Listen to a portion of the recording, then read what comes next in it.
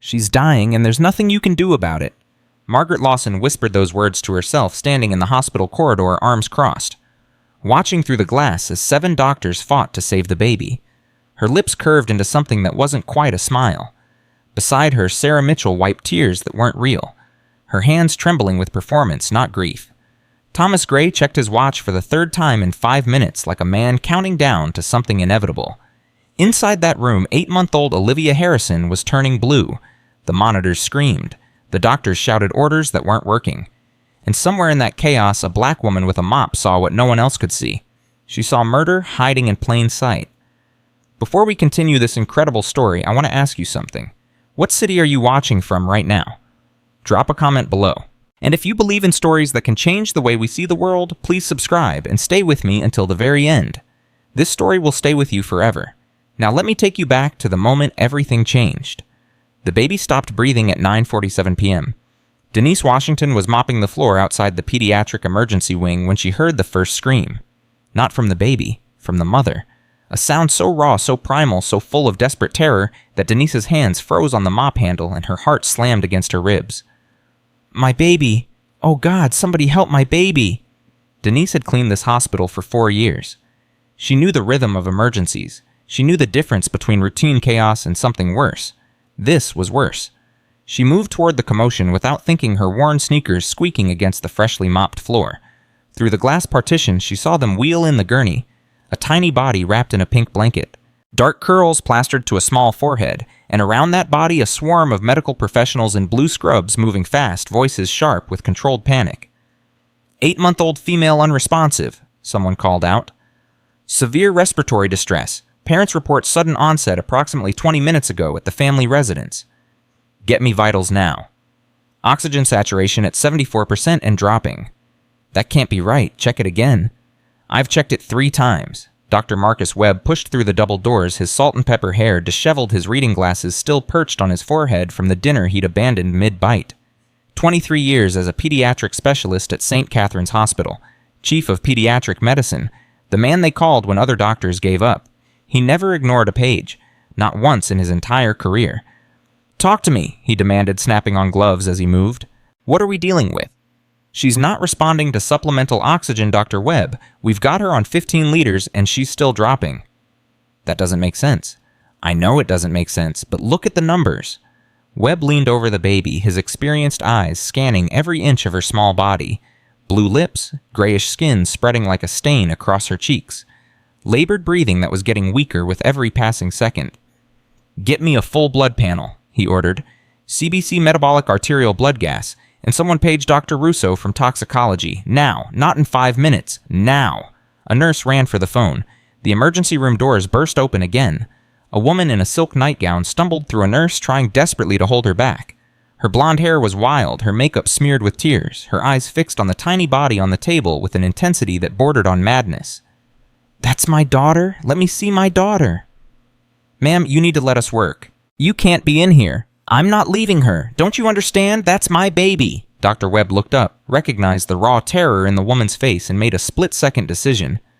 Let her stay, but she stays against the wall. She doesn't interfere. Caroline Harrison pressed herself against the wall, her hands clasped over her mouth, her body shaking with silent sobs. Behind her, a man in a $5,000 suit was arguing with hospital security at the entrance. His voice carried through the glass sharp with authority and desperation. Do you know who I am? I'm William Harrison III. That's my daughter in there, and if you don't let me through right now, I will buy this hospital and fire every single one of you before sunrise.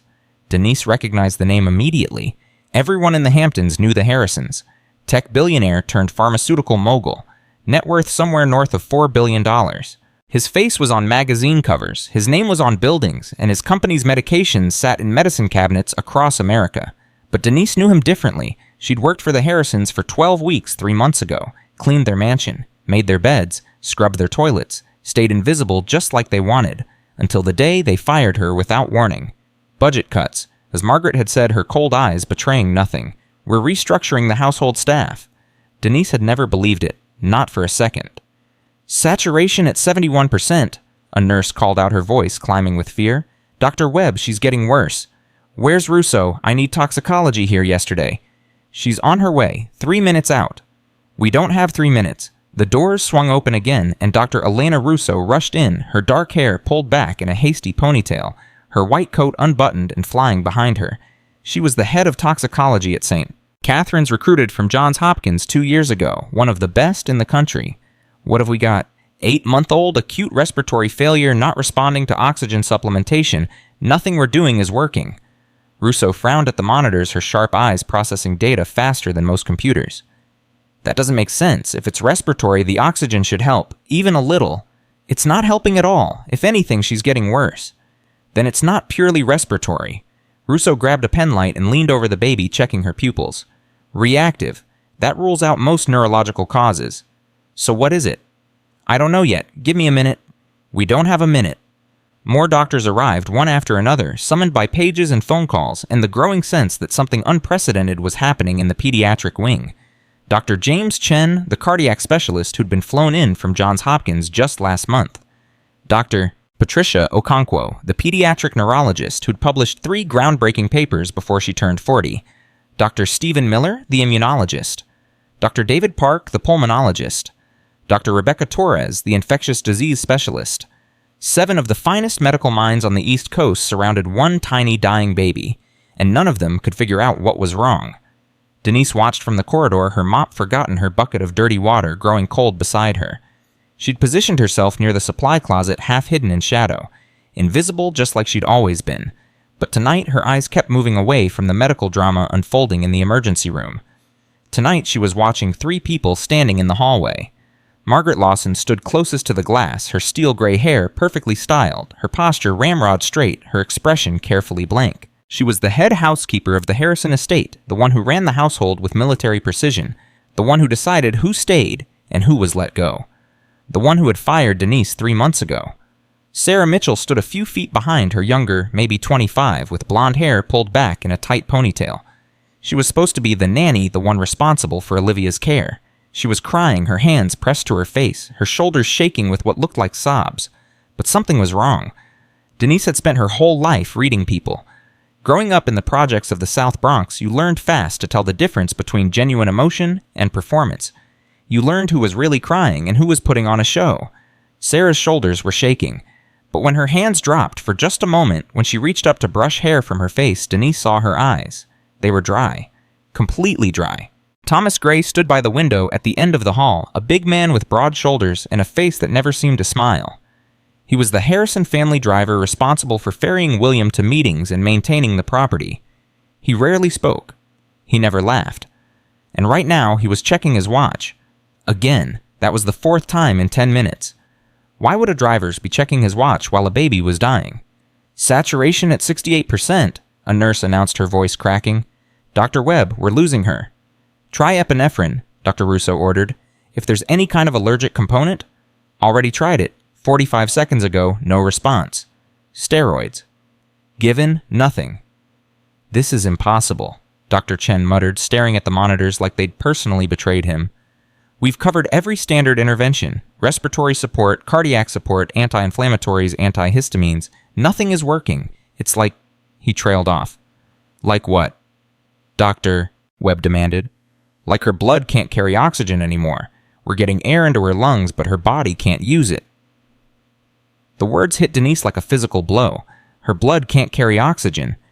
She'd heard those exact words before, 20 years ago. The memory crashed over her without warning, vivid and terrible and impossible to push away. The Bronx, summer of 2005. Mrs. Chen's apartment on the 3rd floor of a building with a broken elevator and a radiator that never worked in winter. Denise had been 17 years old, working part-time as a cleaner for families in the neighborhood trying to save money for nursing school. Mrs. Chen had a baby daughter named Amy, 8 months old. Dark hair, bright eyes, a smile that lit up the whole apartment. Denise used to play with her sometimes while she cleaned, making funny faces to hear her laugh. Then one night, Mrs. Chen's screams had echoed through the building. Denise had run upstairs and found paramedics surrounding Amy's tiny body. Blue lips, gray skin, the same desperate chaos she was watching now. They'd tried everything. Nothing worked. Amy died at 3:47 in the morning in a hospital that didn't have 7 world-class specialists with doctors who hadn't been able to figure out what was wrong until it was too late. But afterward, after the funeral, after Mrs. Chen's wails had faded to hollow silence, a doctor had sat them down in a conference room and explained what had happened. Denise had been there holding Mrs. Chen's hand, listening to words that had burned themselves into her memory forever. The substance blocked her blood's ability to carry oxygen at the cellular level, so, the doctor had said. The oxygen was entering her lungs normally, but her hemoglobin couldn't bind to it. Her blood essentially became useless for respiration. If we'd caught it earlier, there's a simple intervention. Induced vomiting to expel the stomach contents, followed by methylene blue to restore oxygen carrying capacity. But by the time we understood what we were dealing with, too much had been absorbed. It was too late. 20 years. Denise had never forgotten a single word. And now, watching little Olivia Harrison's chest barely rise and fall, watching her skin turn that same terrible grayish blue, watching 7 doctors fail exactly the way 2 paramedics had failed in the Bronx. Denise felt the past and present collide with sickening force. She pushed off from the wall and moved closer to the glass. One of the nurses was adjusting the baby's head, preparing for another intubation attempt. As the tiny head tilted back, the overhead light caught something inside her mouth. Denise saw it. Just for a second. Just a flash. A discoloration at the back of the baby's throat. Greenish-gray. Exactly the same color the doctor had described when explaining what killed Amy Chen. Denise's blood turns to ice in her veins. It's the same. Oh God, it's exactly the same. Her heart pounded so hard she could feel it in her temples. Her hands shook at her sides. She looked at Margaret, at Sarah, at Thomas. Margaret's eyes were fixed on the baby, but her expression wasn't horror. It wasn't fear. It wasn't even sadness. It was anticipation, as if she was watching something she'd been waiting for. Sarah had stopped fake crying. She was biting her lower lip, her hands clasped in front of her, her eyes darting between the emergency room and Margaret. Thomas had stopped checking his watch. He was standing perfectly still now, his arms crossed his face, a mask of carefully controlled patience. They knew.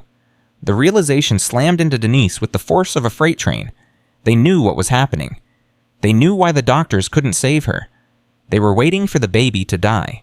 Margaret's eyes suddenly shifted and met Denise's. For one eternal second, they stared at each other. The wealthy white housekeeper and the invisible black maid. The woman with secrets and the woman who was starting to see them. Something flickered in Margaret's expression. Recognition, calculation, warning. Then Margaret looked away, her face smoothing back into careful blankness. But Denise had seen it. She knows I noticed something. She knows I'm watching. Saturation at 62%, Sen. A nurse called out, her voice breaking. Dr. Webb, we need to make a decision now. If we don't transport her... She won't survive transport, Stromin, Dr. Russo said flatly. Look at her numbers. She's too unstable. Whatever this is, she has minutes, maybe less. Caroline Harrison slid down the wall, her legs giving out, her hands covering her face as animal sounds of grief escaped her throat. William Harrison finally pushed past security and burst into the room. You save her, he shouted, grabbing Dr. Webb by the shoulders. Do you hear me? You save my daughter. I don't care what it costs. I don't care what it takes. You save her. Mr. Harrison, please. She's all I have. She's everything. Without her, nothing else matters. Denise's hands trembled. If she said nothing, the baby would die. Just like Amy Chen. Just like all the babies who died because someone saw something and stayed quiet.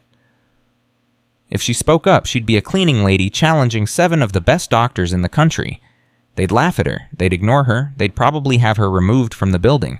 And if she was right about what she suspected, if Margaret and Sarah and Thomas had done something to this baby, then speaking up would make her a target. A threat. Someone who needed to be silenced.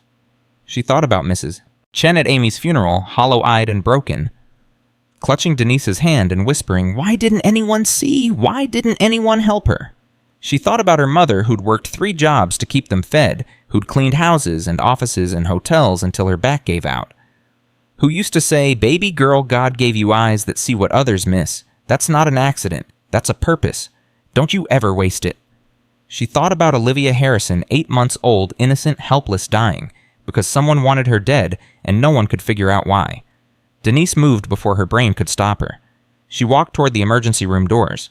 Her hand touched the handle. The metal was cold against her palm. "What are you doing?" a voice screamed in her head. "You're nobody. You're nothing. You're a 53-year-old cleaning lady with bad knees and no medical degree. They'll throw you out. They'll think you're crazy. You'll lose your job, lose everything." The monitor inside the room let out a new alarm, higher, shriller, more urgent. "She's crashing," someone yelled. "We're losing her." Denise pushed open the door and stepped inside. The room fell silent. Every head turned toward her. The doctors, the nurses, the Harrisons, everyone. She saw surprise, confusion, irritation. A cleaning lady in her blue uniform, mop water still damp on her shoes, standing in the middle of a life-or-death emergency. "Ma'am, you can't be in here," a nurse said, moving toward her. "This is a sterile environment. You need to leave immediately." "I know what's wrong with her." The words came out stronger than Denise expected, stronger than she felt. They seemed to hang in the air, solid and undeniable. Dr. Webb stared at her. "Excuse me?" "I know what's wrong with the baby. I've seen this before." "Who are you?" Dr. Russo demanded. "I clean this hospital. I've been here 4 years." "That's very nice." "Doctor," Chen's voice dripped with condescension, "but this is a complex medical emergency and we don't have time for You're treating her for respiratory failure." Denise interrupted, her voice steady, now fueled by something deeper than fear. "But that's not what's killing her." Silence. "You're getting oxygen into her lungs, Baham," she continued. "I watched you. The tube is incorrectly. The levels are right, but her blood can't use it. It's not an airway problem. It's a blood problem." Dr. Russo's eyes narrowed. "What makes you say that?"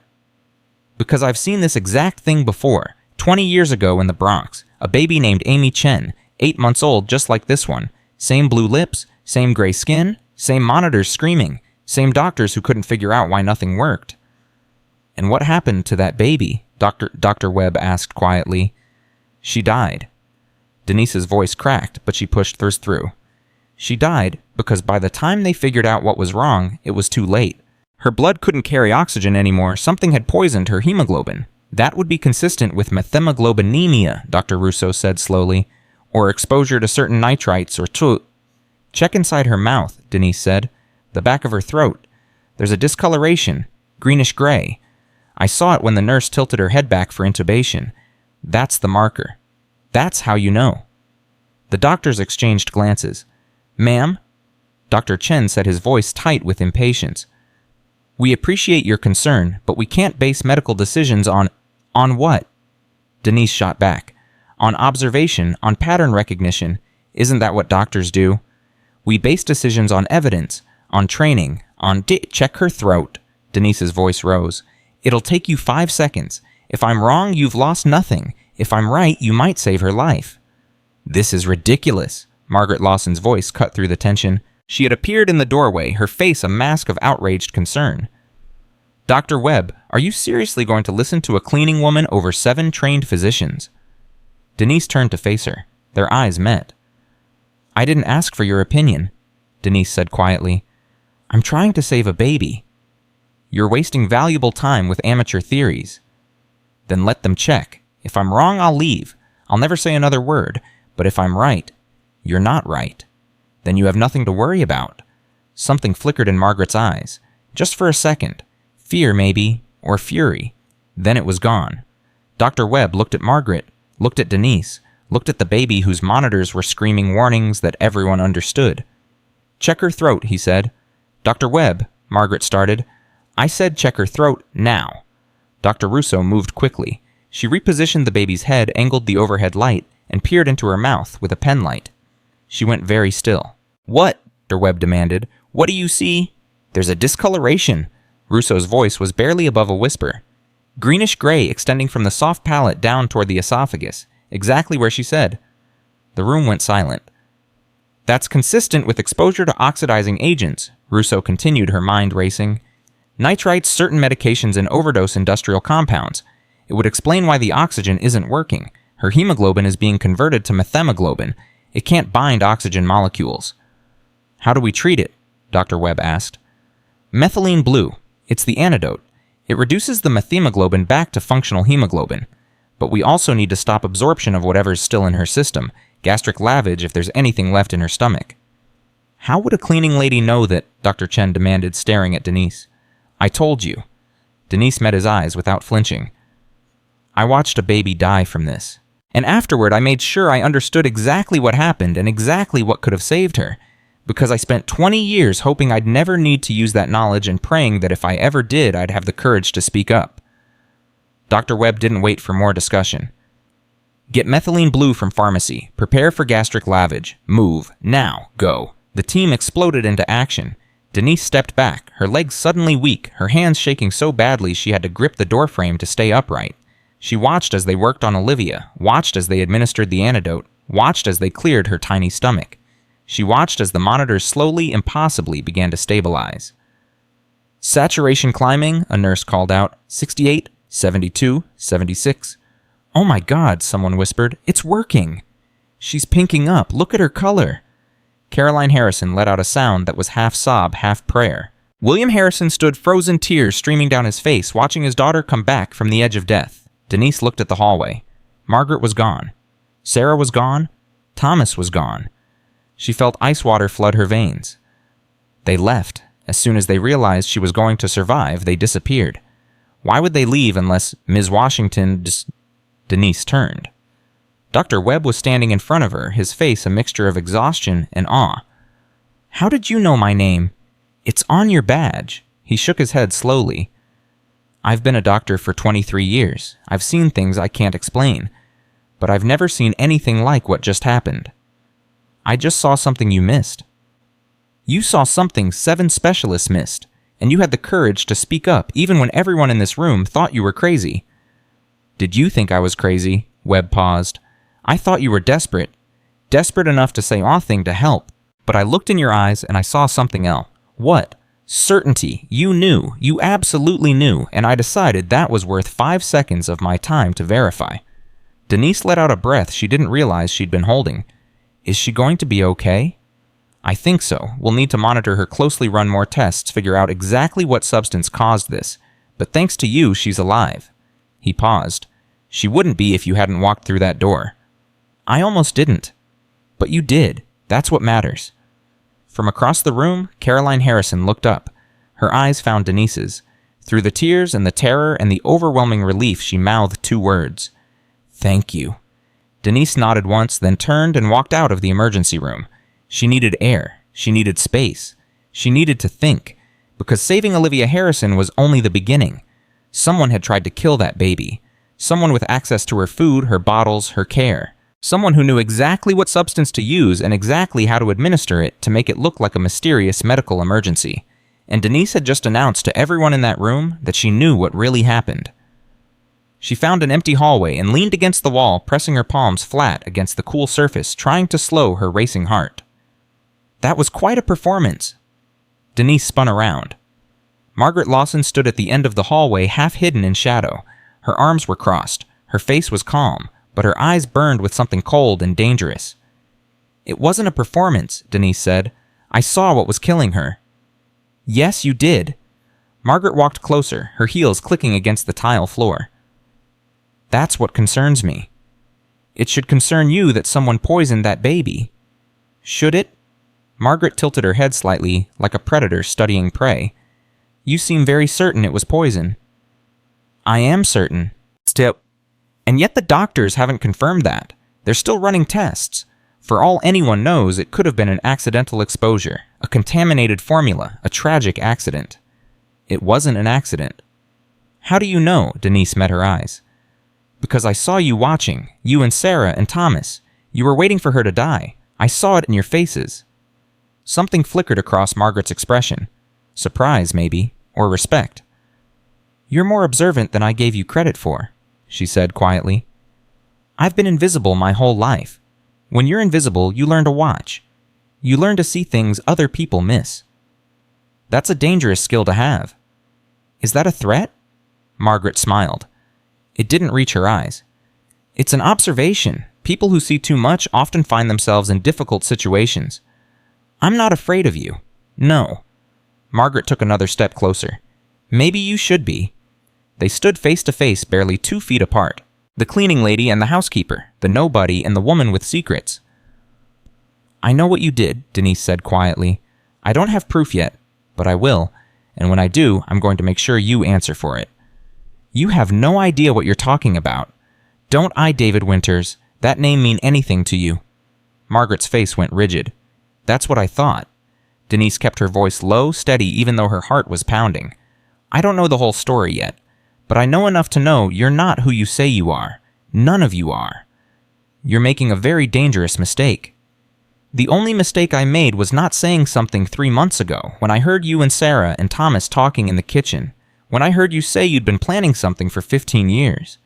Margaret's mask cracked. Just for a second. Just enough. You heard that. I heard enough, and now a baby almost died. You think that's a coincidence? Silence stretched between them. Then Margaret's face smoothed back into careful blankness. You should let this go, Denise. Walk away. Forget what you think you know. I can't do that. Then I feel sorry for you. Margaret turned and walked away, her heels echoing down the empty corridor. At the corner, she paused and looked back.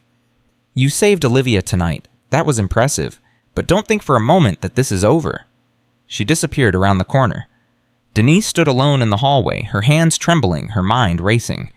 She pulled out her phone and scrolled through her contacts until she found the number for Detective Marcus Williams. She'd met him 2 years ago when there was a break-in at her apartment building. He'd been kind, thorough, the kind of cop who actually listened. She typed out a message. Need to talk to you. Something happened at St. Catherine's tonight. A baby almost died. I think it was attempted murder. Please call me. She hit send. Then she walked back toward the emergency room, back toward her mop and her bucket and her invisible life. But she wasn't invisible anymore, and that scared her more than anything. 2 hours later, Detective Marcus Williams sat across from Denise in a small conference room. The fluorescent lights hummed overhead. A cold cup of coffee sat untouched between them. Let me make sure I understand, Williams said, his pen hovering over his notepad. You're telling me that someone deliberately poisoned the Harrison baby? That's what I'm telling you. And you know this because you recognized a discoloration in the child's throat. Yes? A discoloration that 7 doctors missed. Denise felt her patience fraying. They missed it because they weren't looking for it. They were treating a respiratory emergency. I was watching the baby's face, trying to understand why she was dying when nothing the doctors did was working. That's when I saw it. And you recognized this discoloration from something that happened 20 years ago. From a baby who died 20 years ago, yes? Williams was quiet for a moment. Then he closed his notepad and leaned back in his chair. Ms. Washington, I've been a detective for 22 years. I've learned to trust my instincts, and right now my instincts are telling me that you're not making this up. I'm not. I also did some checking while you were waiting. He pulled out his phone and showed her a photograph. Old faded, clearly scanned from a newspaper. A middle-aged man stood with 3 young people, his arm around the youngest. They were all smiling. Do you recognize any of these people? Denise studied the photo. The 3 young faces looked familiar. The bone structure, the eyes, something about the way they held themselves. Then it clicked. That's them, she breathed. Margaret, Thomas, Sarah? They're younger, but that's definitely them. Margaret Lawson. Real name Margaret Winters. Born 1968 in Newark, New Jersey. Changed her name legally in 2015. Winters. Sarah Mitchell. Real name Sarah Winters. Born 1983. Changed her name the same year. And Thomas Gray. Thomas Winters. You're catching on. Denise stared at the photo. They're siblings. Yes, and the man in the photo, their father, David Winters. Who is he? Williams swiped to another image. A newspaper headline. Factory worker dies in preventable accident. Harrison Pharmaceuticals settles quietly. David Winters worked as a safety inspector at a Harrison Pharmaceuticals manufacturing plant in New Jersey. He reported safety violations 3 times. He was ignored. And when a chemical leak happened in 2010, he died trying to save his coworkers. The pieces fell into place with horrible clarity. Their father died at William Harrison's factory, Denise said slowly. 15 years later, they changed their names and got themselves hired into his household. Into his home? With access to his family, to his baby daughter. They spent 15 years planning this. It looks that way. Denise thought about Margaret's cold eyes, about Sarah's dry tears, about Thomas checking his watch while an 8-month-old fought for her life. They wanted him to feel what they felt, she said. They wanted to take his child like he took their father. That's my working theory. Can you prove it? Williams sighed. That's the problem. Right now, we have circumstantial evidence, changed names, employment at the Harrison residence, the timing of the baby's illness, but we don't have proof that any of them actually administered anything harmful. What about the substance itself? Can't you trace it? The doctors are still running tests. They believe it was some kind of nitrite compound, but they haven't identified the specific source yet. But you believe me. I believe something very wrong happened tonight. And I believe you saved that baby's life. Williams handed her his card. Keep this. If anything else happens, anything at all, you call me, day or night. And in the meantime, we build a case, quietly, carefully, and Ms. Washington, he met her eyes. Be careful. If these people did what we think they did, they're not going to be happy that their plan failed. And they're definitely not going to be happy with the woman who stopped them. After Williams left, Denise sat alone in the conference room for a long time. Her phone buzzed, a text from an unknown number. You should have minded your own business. She stared at the screen, her blood running cold. Another text arrived. This isn't over. Then a third. We know where you live. Denise looked up through the conference room window into the corridor beyond. Margaret Lawson stood there, phone in hand, watching her through the glass. Their eyes met. Margaret smiled. A cold, terrible smile that promised consequences. Then she turned and walked away. Denise's hands shook so badly she almost dropped her phone. She wanted to run after Margaret to confront her to demand answers. But she knew that was exactly what Margaret wanted. A reaction. A mistake. Something they could use against her. Instead, she forwarded the messages to Detective Williams with a simple note, "This just happened." Then she gathered her things and headed for the exit. The hospital parking lot was dark and nearly empty. Denise's car sat alone under a flickering streetlight, the only vehicle in her section. She walked quickly, keys clutched between her fingers the way her mother had taught her decades ago. Her footsteps echoed off the concrete. Halfway to her car, she felt it, eyes on her back. She turned, scanning the darkness. Nothing, no one. But the feeling didn't go away. She hurried to her car, fumbled with the keys, finally got the door open. She threw herself inside and locked the doors immediately, her heart hammering against her ribs. For a long moment, she just sat there, trying to catch her breath. Then she saw it, a piece of paper tucked under her windshield wiper. She didn't want to get out. Every instinct screamed at her to drive away, to go home, to lock her door and hide. But she needed to know. She got out just long enough to grab the paper, then slammed the door and locked it again. The note was typed. 3 words. Stop asking questions. Denise looked up. Across the parking lot, a car's headlights flicked on. Just for a second. Then off again. Someone was watching her. She started her engine with trembling hands and drove out of the parking lot as fast as she dared. In her rearview mirror, she saw another car pull out behind her, following her. She took a random turn. The car turned too. Another turn. The car stayed with her. Denise's breath came fast and shallow. Her hands gripped the steering wheel so hard her knuckles ached. She grabbed her phone and called Detective Williams. Someone's following me, she said the moment he answered. A car. They've been behind me since I left the hospital. Where are you? Route 27 heading toward town. Keep driving. Don't go home. Go somewhere public. A gas station, a convenience store, anywhere with people and cameras. Okay? I'm dispatching a patrol car to your location now. Stay on the line with me. Denise saw a 24-hour gas station ahead and pulled in, parking directly under the brightest light she could find. The car that had been following her slowed as it passed the station. She couldn't see the driver through the tinted windows, but she saw the car hesitate, consider. Then it drove away. Denise let out a breath she didn't realize she'd been holding. They're gone, she told Williams. They drove away. Stay there. The patrol car is 2 minutes out. Okay. She sat in her car under the gas station lights, watching the road, waiting for help to arrive. Her phone buzzed again, another text from the unknown number. Next time you won't see us coming. Denise stared at the words until they blurred. She'd saved a baby tonight. She'd done the right thing. But she'd also made enemies. Dangerous enemies. People who had waited 15 years for revenge and watched it slip away because a cleaning lady saw something she wasn't supposed to see. This was just the beginning, and she had no idea how it would end. But she knew one thing for certain. She wasn't going to run. She wasn't going to hide. She was going to find the truth, no matter what it cost. The patrol car arrived at 11:52 p.m. Denise watched through her windshield as 2 officers stepped out, their flashlights cutting through the darkness. One of them approached her window while the other scanned the perimeter of the gas station. Ms. Washington, I'm Officer Bradley. Detective Williams sent us. Denise rolled down her window with trembling hands. Thank you for coming. Can you describe the vehicle that was following you? Dark sedan, black or dark blue, tinted windows. I couldn't see the driver. Officer Bradley wrote it down. Did you get a plate number? No, I was too scared to think about that. That's okay. That's normal. He looked at her with genuine concern. Detective Williams wants you to go home, lock your doors, and stay inside tonight. He's going to have a patrol car drive by your street every 30 minutes until morning. And tomorrow he wants you at the station first thing, 8 a.m. He says he has some things to show you. Denise nodded. I'll be there. She drove home with the patrol car following her, watching her rearview mirror the entire way. Every set of headlights made her heart race. Every shadow seemed to hold a threat. Her apartment was small, a one-bedroom on the 3rd floor of an old building in Hampton Bays. She'd lived there for 6 years, ever since her mother passed. It wasn't much, but it was hers. Tonight, it didn't feel safe. She triple-checked the locks on her door.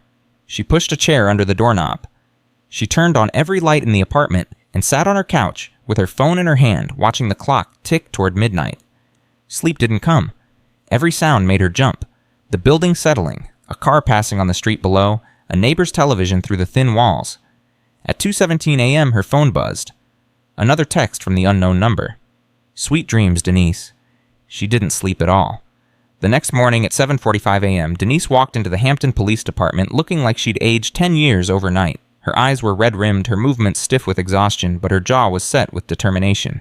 Detective Williams met her in the lobby. You look terrible. I didn't sleep? I figured. Come on, I've got coffee in my office and I've got a lot to show you. His office was small and cluttered with files and photographs and a whiteboard covered in notes. He handed her a cup of coffee that was too strong and too hot, but she drank it gratefully. I've been up all night too, Williams said, settling into his chair. Running backgrounds, making calls, pulling records, and what I found, he shook his head. This goes deeper than I expected. Tell me. Williams pulled up a file on his computer and turned the screen toward her. David Winters, born 1955 in Newark, worked as a safety inspector at Harrison Pharmaceuticals from 1998 until his death in 2010. Married to Eleanor Winters, who died in 2013. 3 children, Margaret Thomas and Sarah. I know all that. Here's what you don't know. Williams clicked to another document. David Winters filed formal safety complaints with OSHA 3 times in 2009 and early 2010. He documented everything. Chemical storage violations, ventilation problems, inadequate safety equipment. He predicted almost exactly what would happen if those issues weren't addressed. And no one listened. Worse than that, someone actively suppressed his reports. They were filed, acknowledged, and then buried. The company paid fines that amounted to pocket change and promised to make improvements that never happened. Who buried them? Williams pulled up another document. This is where it gets interesting. The plant manager at the time was a man named Robert Chen. He's dead now, heart attack in 2018. But I found emails between Chen and Harrison corporate headquarters. Emails that show William Harrison himself was aware of the safety complaints. Denise felt her stomach drop. Harrison knew. He knew. And he chose to prioritize production over safety. There's an email dated February 2010, 6 weeks before the accident, where Harrison writes, and I quote, "Handle the Winters situation quietly. We can't afford delays or negative press right now. The FDA approval is too close." The Winters situation. He called a man's legitimate safety concerns a situation to be handled. Yes. Denise sat back in her chair, processing. So when the accident happened, a chemical storage tank ruptured. The leak was exactly what David Winters had warned about. He ran into the affected area to help evacuate workers. He saved 11 lives that day. And then the fumes killed him. And Harrison covered it up. His lawyers swooped in within hours. They offered the family a settlement, a big one, but with conditions. A non-disclosure agreement, no public statements, no lawsuits, complete silence. The family took it. Eleanor Winters took it. She had 3 children to raise alone. She was grieving, scared, overwhelmed. The lawyers told her it was the best she could do, that if she fought, she might end up with nothing. Denise thought about Margaret, Sarah, and Thomas. Teenagers watching their mother sign away their right to justice, watching their father's death become a quiet settlement instead of a reckoning. How much was the settlement? $2 million, which sounds like a lot until you realize that Harrison Pharmaceuticals made $400 million in profit that same year. David Winters' life was worth 0.5% of their annual earnings. Denise's hands tightened around her coffee cup. So the children grew up knowing their father died because a billionaire chose money over safety. They watched their mother take hush money because she had no other choice. And then Eleanor Winters drank herself to death 3 years later. The kids were scattered to different relatives. Margaret went to live with an aunt in Connecticut. Thomas bounced between foster homes. Sarah ended up with a grandmother in Queens who died when she was 17. They lost everything. Everything. And they spent the next decade rebuilding themselves. Margaret put herself through college, got degrees in business administration and hospitality management. Thomas did a stint in the military, then worked private security. Sarah trained as a childcare professional, got certified as a nanny. They were preparing, Denise said quietly. All those years they were preparing to get close to Harrison. That's what it looks like. In 2015, they all legally changed their names. Margaret Winters became Margaret Lawson. Thomas Winters became Thomas Gray. Sarah Winters became Sarah Mitchell. And then, they started applying for jobs at wealthy households in the Hamptons. Why the Hamptons specifically? Because that's where William Harrison has his summer home, the place where he spends June through September every year, the place where he feels safe and relaxed. Williams paused. The place where he brought his new wife and eventually his baby daughter. The picture was becoming horrifyingly clear. They waited until he had something to lose. They waited until he had the one thing that would hurt him as much as they were, or they were hurt. A child, an innocent child, just like they were innocent when their father died. Denise thought about little Olivia Harrison, her blue lips, her tiny body fighting for life. They were going to kill her. I believe so. I think the plan was to make it look like a tragic medical mystery, an unexplained death that doctors couldn't prevent. William Harrison would spend the rest of his life wondering what happened, just like they spent their lives wondering why their father had to die. But I stopped them. You stopped them. And now they're exposed, or at least they know they might be exposed, and that makes them dangerous. Denise's phone buzzed. She looked at the screen and felt her blood freeze. Another text from the unknown number. We're watching the police station right now. We see you inside with your detective friend. This won't protect you. She showed the phone to Williams. His jaw tightened. They're bold. I'll give them that. They're not afraid of you. They should be. Williams stood up. I'm going to bring them in for questioning. All 3 of them. Today. On what grounds? Material witness interviews regarding the incident at St. Catherine's Hospital. They were present when the child became ill. They transported her to the hospital. They have information relevant to our investigation. They'll deny everything. Probably, but I'll be watching their faces when I ask the questions. Sometimes that tells you more than words ever could. At 10:30 a.m., Detective Williams and 2 uniformed officers arrived at the Harrison estate. Margaret Lawson answered the door. Her face was perfectly composed, showing nothing but polite confusion. Harrison. Detective Williams, is there something I can help you with? Ms. Lawson, I need you to come with me to the station for questioning regarding the events of last night. Questioning I'm not sure I understand. The baby is fine. It was a medical emergency, not a crime. That's exactly what we're trying to determine. Are Sarah Mitchell and Thomas Gray on the premises? They're here, yes, but surely this isn't necessary. We're all quite busy helping Mrs. Harrison care for Olivia. It's necessary. Please get them.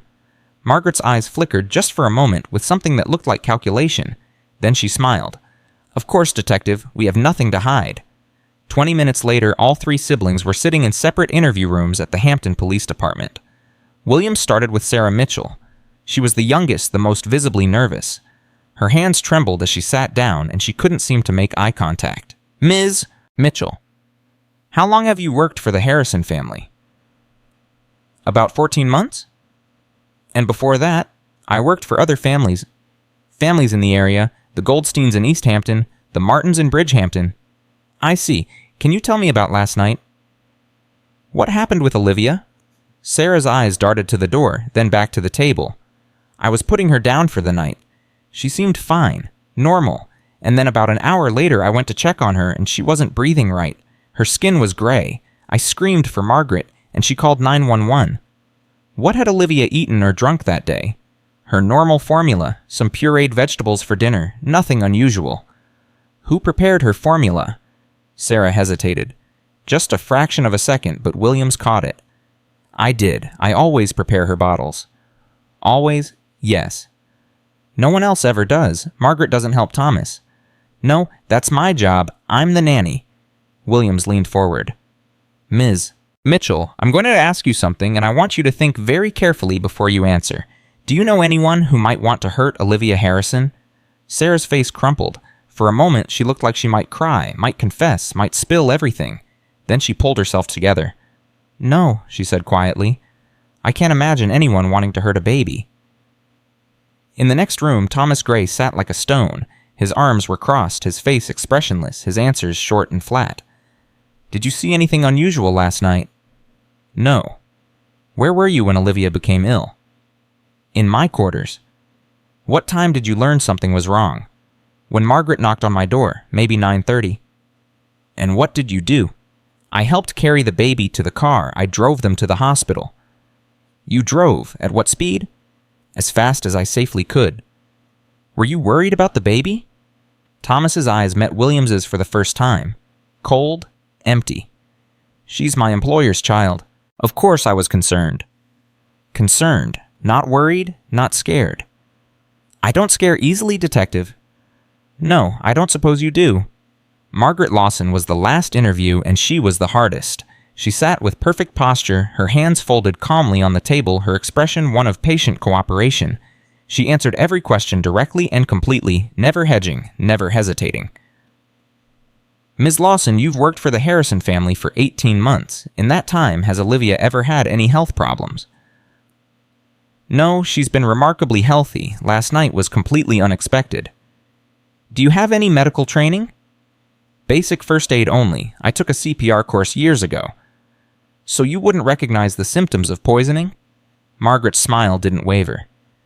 Is that what you think happened, Detective Poisoning? The doctors at the hospital said it was some kind of adverse reaction. The doctors are still investigating. Shh. Then perhaps we should wait for their conclusions before making accusations. Williams changed tactics. Ms. Lawson, what was your name before you changed it in 2015? The smile flickered. Just for a second. I'm not sure what you mean. I think you know exactly what I mean. Your birth name was Margaret Winters. Your father was David Winters, who died in an accident at a Harrison Pharmaceuticals plant in 2010, the same company owned by your current employer. Silence stretched between them. Margaret's composure cracked. Not much, but enough. Her jaw tightened. Her eyes hardened. My past is not relevant to your investigation. Isn't it? You spent years preparing to work for the man whose company killed your father. You changed your name to hide your identity. You got yourself hired into his household with access to his wife and daughter. I needed a job. The Harrisons pay well. The Harrisons killed your father. Margaret's voice went ice cold. My father died because of corporate negligence. William Harrison wasn't even at the plant that day. But he knew about the safety violations. He chose to ignore them. Your father warned them and they silenced him. Detective, I'm not sure what you're implying. I'm implying that you had motive to hurt Olivia Harrison. You, your brother, and your sister. All three of you had motive, opportunity, and the time to plan something like this. Margaret stood up. I want a lawyer. You're not under arrest. You're free to go. Then I'm going. She moved toward the door, then paused. Detective Williams, I understand you're trying to do your job, but you're wrong about this. Olivia Harrison became ill. It was terrible, but it wasn't a crime. Then you won't mind if we continue our investigation. Investigate all you want. You won't find anything. She walked out. Williams sat alone in the interview room for a long moment, replaying the conversations in his mind. Sarah's nervousness, Thomas's coldness, Margaret's controlled fury. They were guilty. He knew it in his gut. But knowing and proving were two different things. At 2:15 p.m., Denise received a call from Detective Williams. The interviews are done. And they're smart, careful. They didn't slip up, at least not in ways I can use. So that's it. They just get away with it. I didn't say that. I said they didn't slip up today. But people who do something like this, they don't stop. They've spent 15 years planning revenge. One setback isn't going to make them give up. You think they'll try again? I think they'll try something, which is why I need you to be careful. Stay alert, document everything, and call me if anything happens, no matter how small. Denise hung up and stared out her apartment window. Somewhere out there, 3 people who had tried to kill a baby were walking free, planning their next move, waiting for another chance. And she was standing between them and their target. At 4:47 p.m., Denise's phone rang. Unknown number, she answered anyway. Hello. Miss Washington, this is Caroline Harrison. Denise nearly dropped the phone. Mrs. Harrison? Yes, I hope you don't mind me calling. I got your number from the hospital. I wanted to thank you personally for what you did last night. You don't need to thank me. Yes, I do. The doctors told me everything. They said Olivia would have died if you hadn't spoken up, if you hadn't seen what they missed. Caroline's voice cracked. You saved my daughter's life. Denise felt tears prick her eyes. I just did what anyone would do. No, you did what no one else could do, and I'll never be able to repay that. There was a pause. Ms. Washington, I'd like you to come to the house. There's something I need to discuss with you. Something important. Mrs. Harrison, I'm not sure that's a good idea. Please, it's about Olivia, about keeping her safe. I think you're the only person I can trust. Denise thought about the threatening texts, about Margaret's cold eyes, about the car that had followed her last night. Going to the Harrison estate meant walking into enemy territory, but Caroline Harrison sounded desperate, afraid, like a mother who knew something was very wrong but didn't know who to turn to. When? Denise asked. Tonight. 7 o'clock. Come to the side entrance. I'll make sure no one knows you're here. I'll be there. Denise hung up and immediately called Detective Williams. Caroline Harrison just invited me to the estate. She wants to talk about protecting Olivia. That's interesting and potentially useful. Or potentially dangerous. Both. I'll have an unmarked car in the area. If anything goes wrong, you call me immediately. Don't try to be a hero. I've never been a hero in my life. You were last night. At 6:58 p.m., Denise pulled up to the side entrance of the Harrison estate. The gate was already open, and Caroline Harrison was waiting just inside. She looked different than Denise remembered. Clearer. More alert. The fog that had always seemed to surround her was gone, replaced by sharp-eyed awareness. Thank you for coming, Caroline said, leading her inside through a servant's corridor. I'm sorry for all the secrecy, but I don't know who I can trust anymore. What do you mean? Caroline led her to a small sitting room on the ground floor far from the main living areas. She closed the door and locked it. I know about Margaret, she said quietly. About Sarah and Thomas. I know who they really are. Denise's heart stopped. How? I've known for about 2 weeks. I found some documents in Margaret's room, old photographs, newspaper clippings, things she should have destroyed but couldn't bring herself to throw away. Does Margaret know you found them? No, at least I don't think so. I put everything back exactly where I found it. Why didn't you tell anyone? Caroline's eyes filled with tears. Because I wasn't sure what to do. I was so confused, so foggy all the time. Margaret was giving me extra medication, I realize that now. She was keeping me sedated so I wouldn't notice things, wouldn't ask questions. But you noticed anyway. I pretended to take the pills. For 2 weeks I've been faking my own confusion, watching, listening, trying to understand what was happening in my own home. This was a twist Denise hadn't expected. Caroline Harrison wasn't a victim. She was a witness. What did you see? Enough. I saw Sarah preparing Olivia's bottles with extra care, always making sure no one watched too closely. I saw Thomas making phone calls in the middle of the night, speaking in whispers. I saw Margaret watching my husband with a hatred so intense it scared me. Why didn't you warn your husband? Because I wasn't sure he'd believe me. William has trusted Margaret completely. She runs the household, she manages the staff, she controls everything. If I accused her without proof, he might have thought I was having some kind of breakdown. But now you have proof, Olivia's illness. Now I have proof, and now I need help. Caroline took Denise's hands. The police can't be here all the time. My husband travels constantly. I'm alone with these people, and my daughter is at risk. What do you want me to do? I want you to come back, not as a maid, as Olivia's protector. I'll pay you whatever you want. I'll give you a room here, full access authority over everyone when it comes to my daughter's care. Denise stared at her. You want me to move into this house with people who tried to kill your baby and threatened to kill me? I want you to be my eyes, my ears, the one person I know I can trust. Caroline's grip tightened. Please, you're the only one who saw through them. You're the only one who can help me keep Olivia alive until the police build their case. It was insane, suicidal even, but Denise thought about that baby, those tiny hands reaching up, that innocent smile. I need to talk to Detective Williams first, she said. Of course, but please consider it. I'm begging you. Denise was about to answer when she heard footsteps in the corridor outside. Then Margaret's voice cold and sharp. Caroline, are you in there? We need to discuss tomorrow's schedule. Caroline's face went white. She grabbed Denise's arm and pulled her toward a door on the far side of the room. The garden entrance, go now. Don't let her see you. Denise didn't hesitate.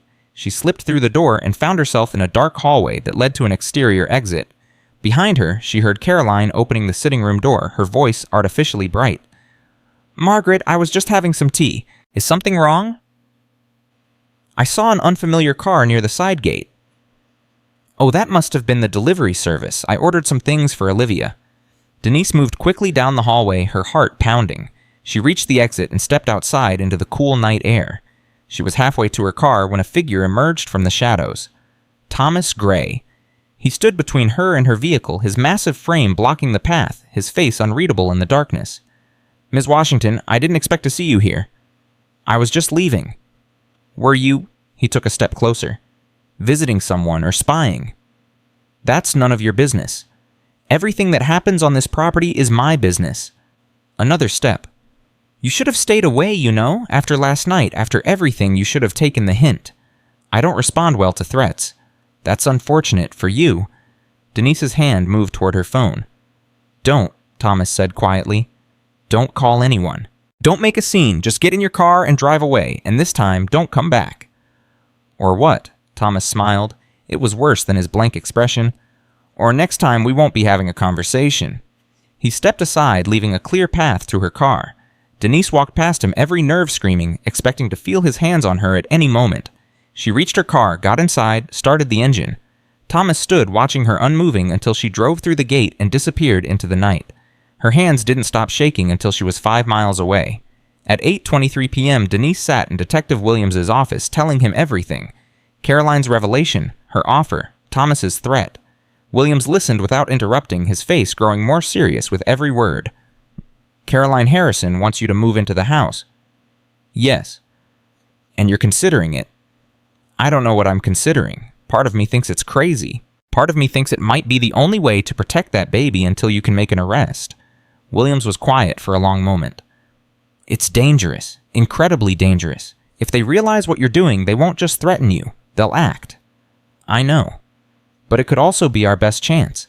Having someone inside someone they don't know, Caroline trusts someone watching their every move. So what do I do? Williams met her eyes. That has to be your choice. I can't ask you to put yourself at risk, but if you do decide to go in, I'll do everything in my power to protect you. Denise thought about her mother, who'd spent her whole life being invisible, being safe, being careful. She thought about Amy Chen, who died because no one saw the danger until it was too late. She thought about Olivia Harrison, who was alive because Denise had chosen to be seen. I'll do it, she said. Williams nodded slowly. Then let's make a plan. They talked for 2 more hours, working out details, establishing protocols, creating emergency signals. By the time Denise left the station, it was nearly 11 p.m. She drove home, through empty streets, her mind churning with everything that had happened and everything that was about to happen. She was going to walk back into that house. She was going to live alongside people who had tried to commit murder. She was going to protect a baby while pretending she didn't know the truth. It was the most dangerous thing she'd ever done, and she had never felt more alive. Her phone buzzed as she pulled into her parking lot. A text from Caroline Harrison. Did you make a decision? Denise typed her response. Yes, I'll do it. When do you want me to start? The reply came immediately. Tomorrow, come at noon. And Denise. Thank you. You have no idea what this means to me. Denise stared at the message for a long moment. Then she went inside, locked her door, and started packing a bag. In 24 hours, she would be living in the Harrison mansion, surrounded by enemies, protecting a child who represented everything Margaret Thomas and Sarah wanted to destroy. The invisible woman was about to become the most visible person in the house. And nothing would ever be the same again. At 11:47 p.m., just as Denise was finally falling asleep, her phone rang. Unknown number, she answered. A voice she didn't recognize, deep and electronically distorted. You think you're smart, don't you, coming to the house, making plans with the wife? You think you can stop what's coming? Denise's blood turned to ice. Who is this? Someone who's been watching, someone who knows what you're doing, and someone who wants you to understand something very clearly. What? You saved the baby once, you won't save her twice, and this time we'll make sure you go down with her. The line went dead. Denise sat in the darkness, her phone clutched in her trembling hand, her heart pounding so hard she could hear it. They knew. They already knew. And the battle for Olivia Harrison's life had just begun its most dangerous chapter. Denise didn't sleep after that phone call. She sat on the edge of her bed until dawn crept through her window, replaying that distorted voice in her mind. They knew about her meeting with Caroline. They knew she was planning to move into the house, which meant someone was watching. Someone was listening, and her every move was being tracked. At 6:15 a.m., she called Detective Williams. They called me last night, after I got home. What did they say? That I won't save Olivia twice, that this time I'll go down with her. Williams was quiet for a moment. This changes things. Maybe you shouldn't go in. No. The word came out harder than she intended. If they're this scared of me being in that house, then being in that house is exactly where I need to be. Denise, these people have spent 15 years planning murder. They're not amateurs. Neither am I, not anymore. She heard him sigh through the phone. I can't stop you, but I'm going to increase surveillance, and I want you to check in with me every 4 hours. If I don't hear from you, I'm sending officers in. Agreed. And Denise trusts no one in that house, not even Caroline Harrison, not completely. What do you mean? I mean, we're dealing with people who are very good at deception. Don't assume anything. Denise hung up and finished packing her bag. 2 changes of clothes, her phone charger, a small canister of pepper spray she'd bought years ago and never used, a photograph of her mother that she carried everywhere. She looked at her apartment one last time. 6 years of her life in these small rooms. 6 years of safety and invisibility. She was about to leave both behind. At 11:47 a.m., Denise pulled up to the Harrison estate. The gates opened automatically, and she drove up the long driveway with her heart hammering against her ribs. The last time she'd been here, she'd been a maid. Invisible. Unimportant. Now she was something else entirely, and everyone in that house knew it. Caroline Harrison met her at the front door. She looked nervous but determined, her arms wrapped around herself like she was cold despite the warm morning sun. Thank you for coming. I wasn't sure you would after everything. I said I would. I keep my word. Caroline led her inside. The foyer was exactly as Denise remembered it all, marble floors and crystal chandeliers and wealth that most people could only dream about. But it felt different now. Darker. More dangerous. I've told the staff that you're coming on as Olivia's personal caregiver, Caroline said quietly. A security measure after her illness. No one questioned it. What about Margaret? She wasn't happy, but she couldn't argue, not after what happened. Where is she now? In her office. She spends most of her time there since the police interviews. And Sarah Thomas? Sarah is with Olivia in the nursery. Thomas is handling errands in town. Caroline stopped at the bottom of the main staircase and turned to face Denise. I need you to understand something. I'm putting my daughter's life in your hands. If you're wrong about any of this, if this is some kind of mistake, it's not a mistake. You found the evidence yourself. You know who they are. I know who they were. I don't know who they've become. They've become people who tried to kill your baby. That's all that matters. Caroline's eyes glistened with tears. I loved Margaret, you know. I trusted her completely. She was more than a housekeeper to me. She was a friend. Or at least I thought she was. She was playing a role. They all were. How do people pretend for that long? How do they smile and serve and act like everything is normal while they're planning something so horrible? Denise thought about her own life.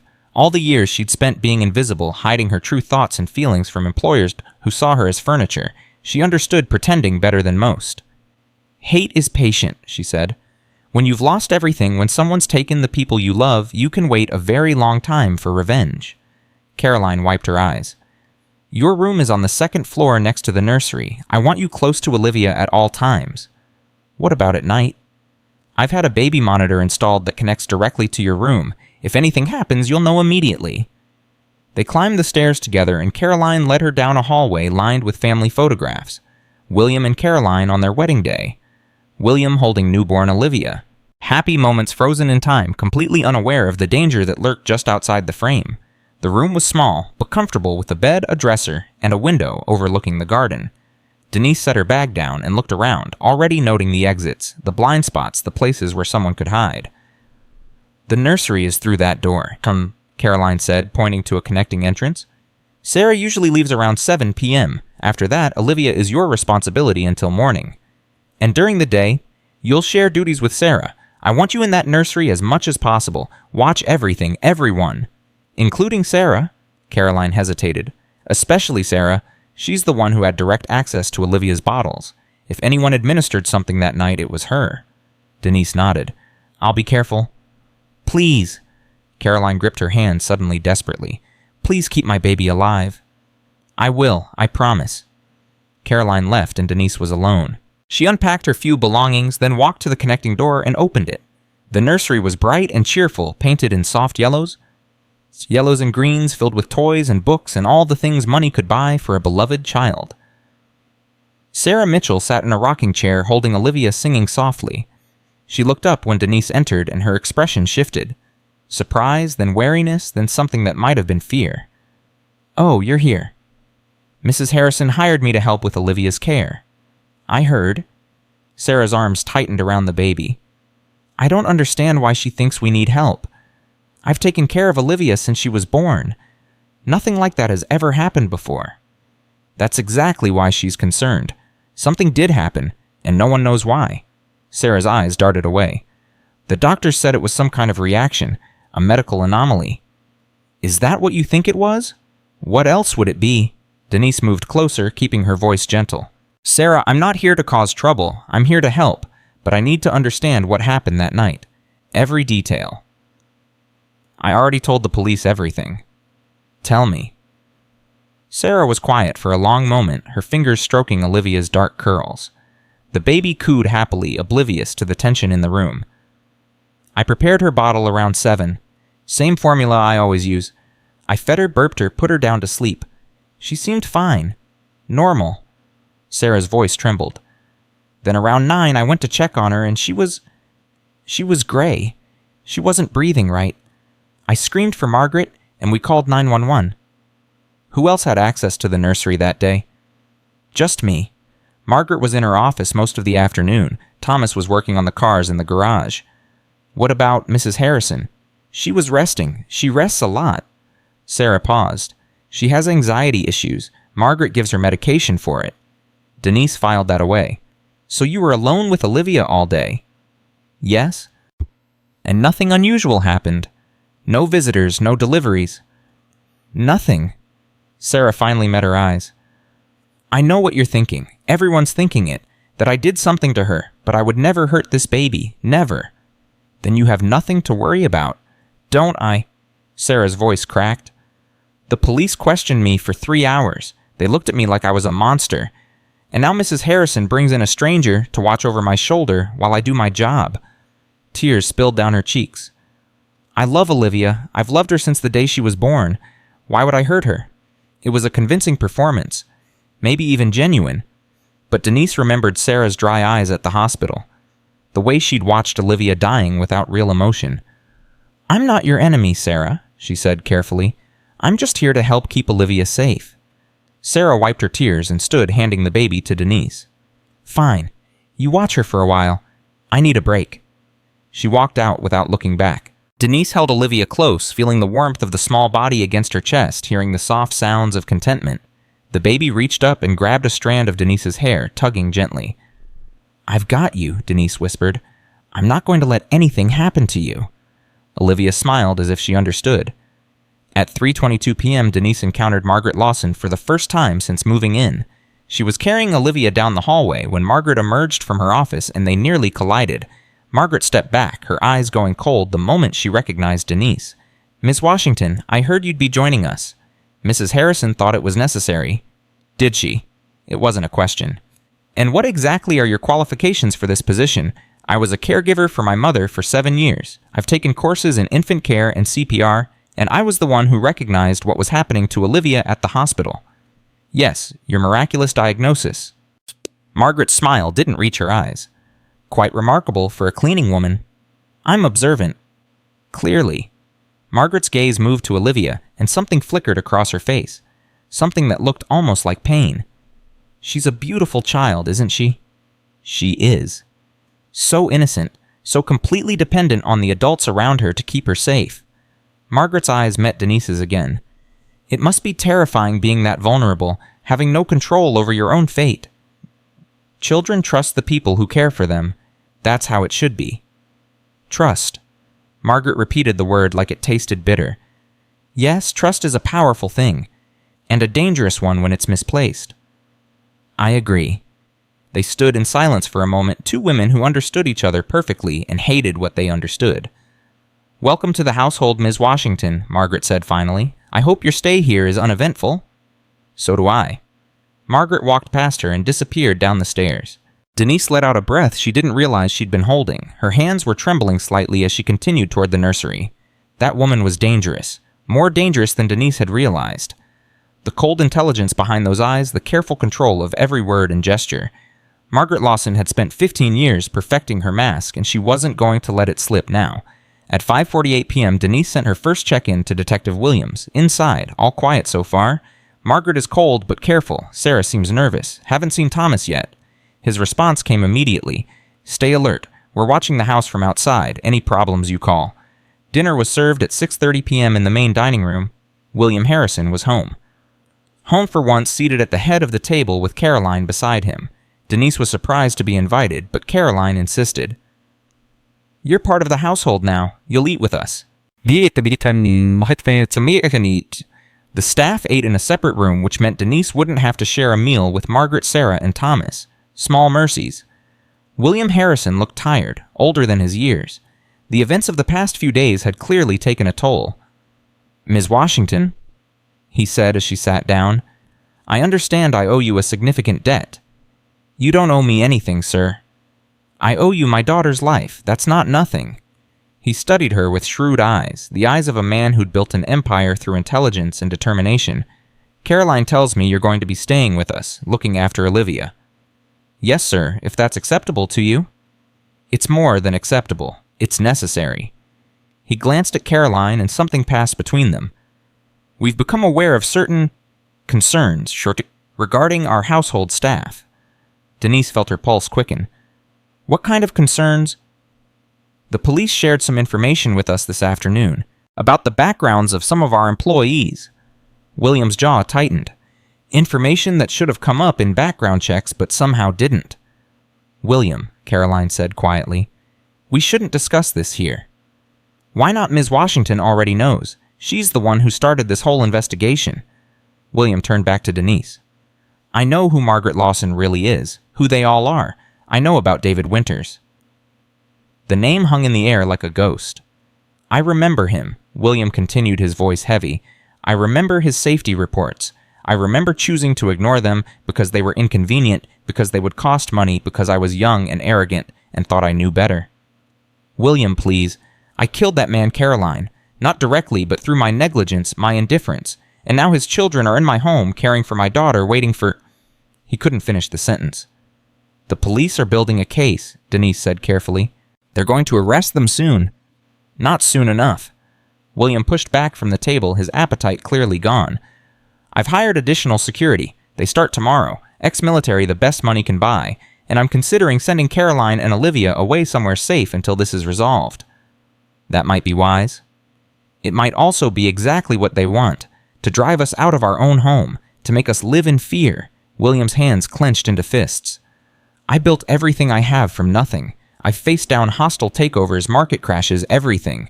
But this, an enemy in my own house, people who've been waiting 15 years to destroy me.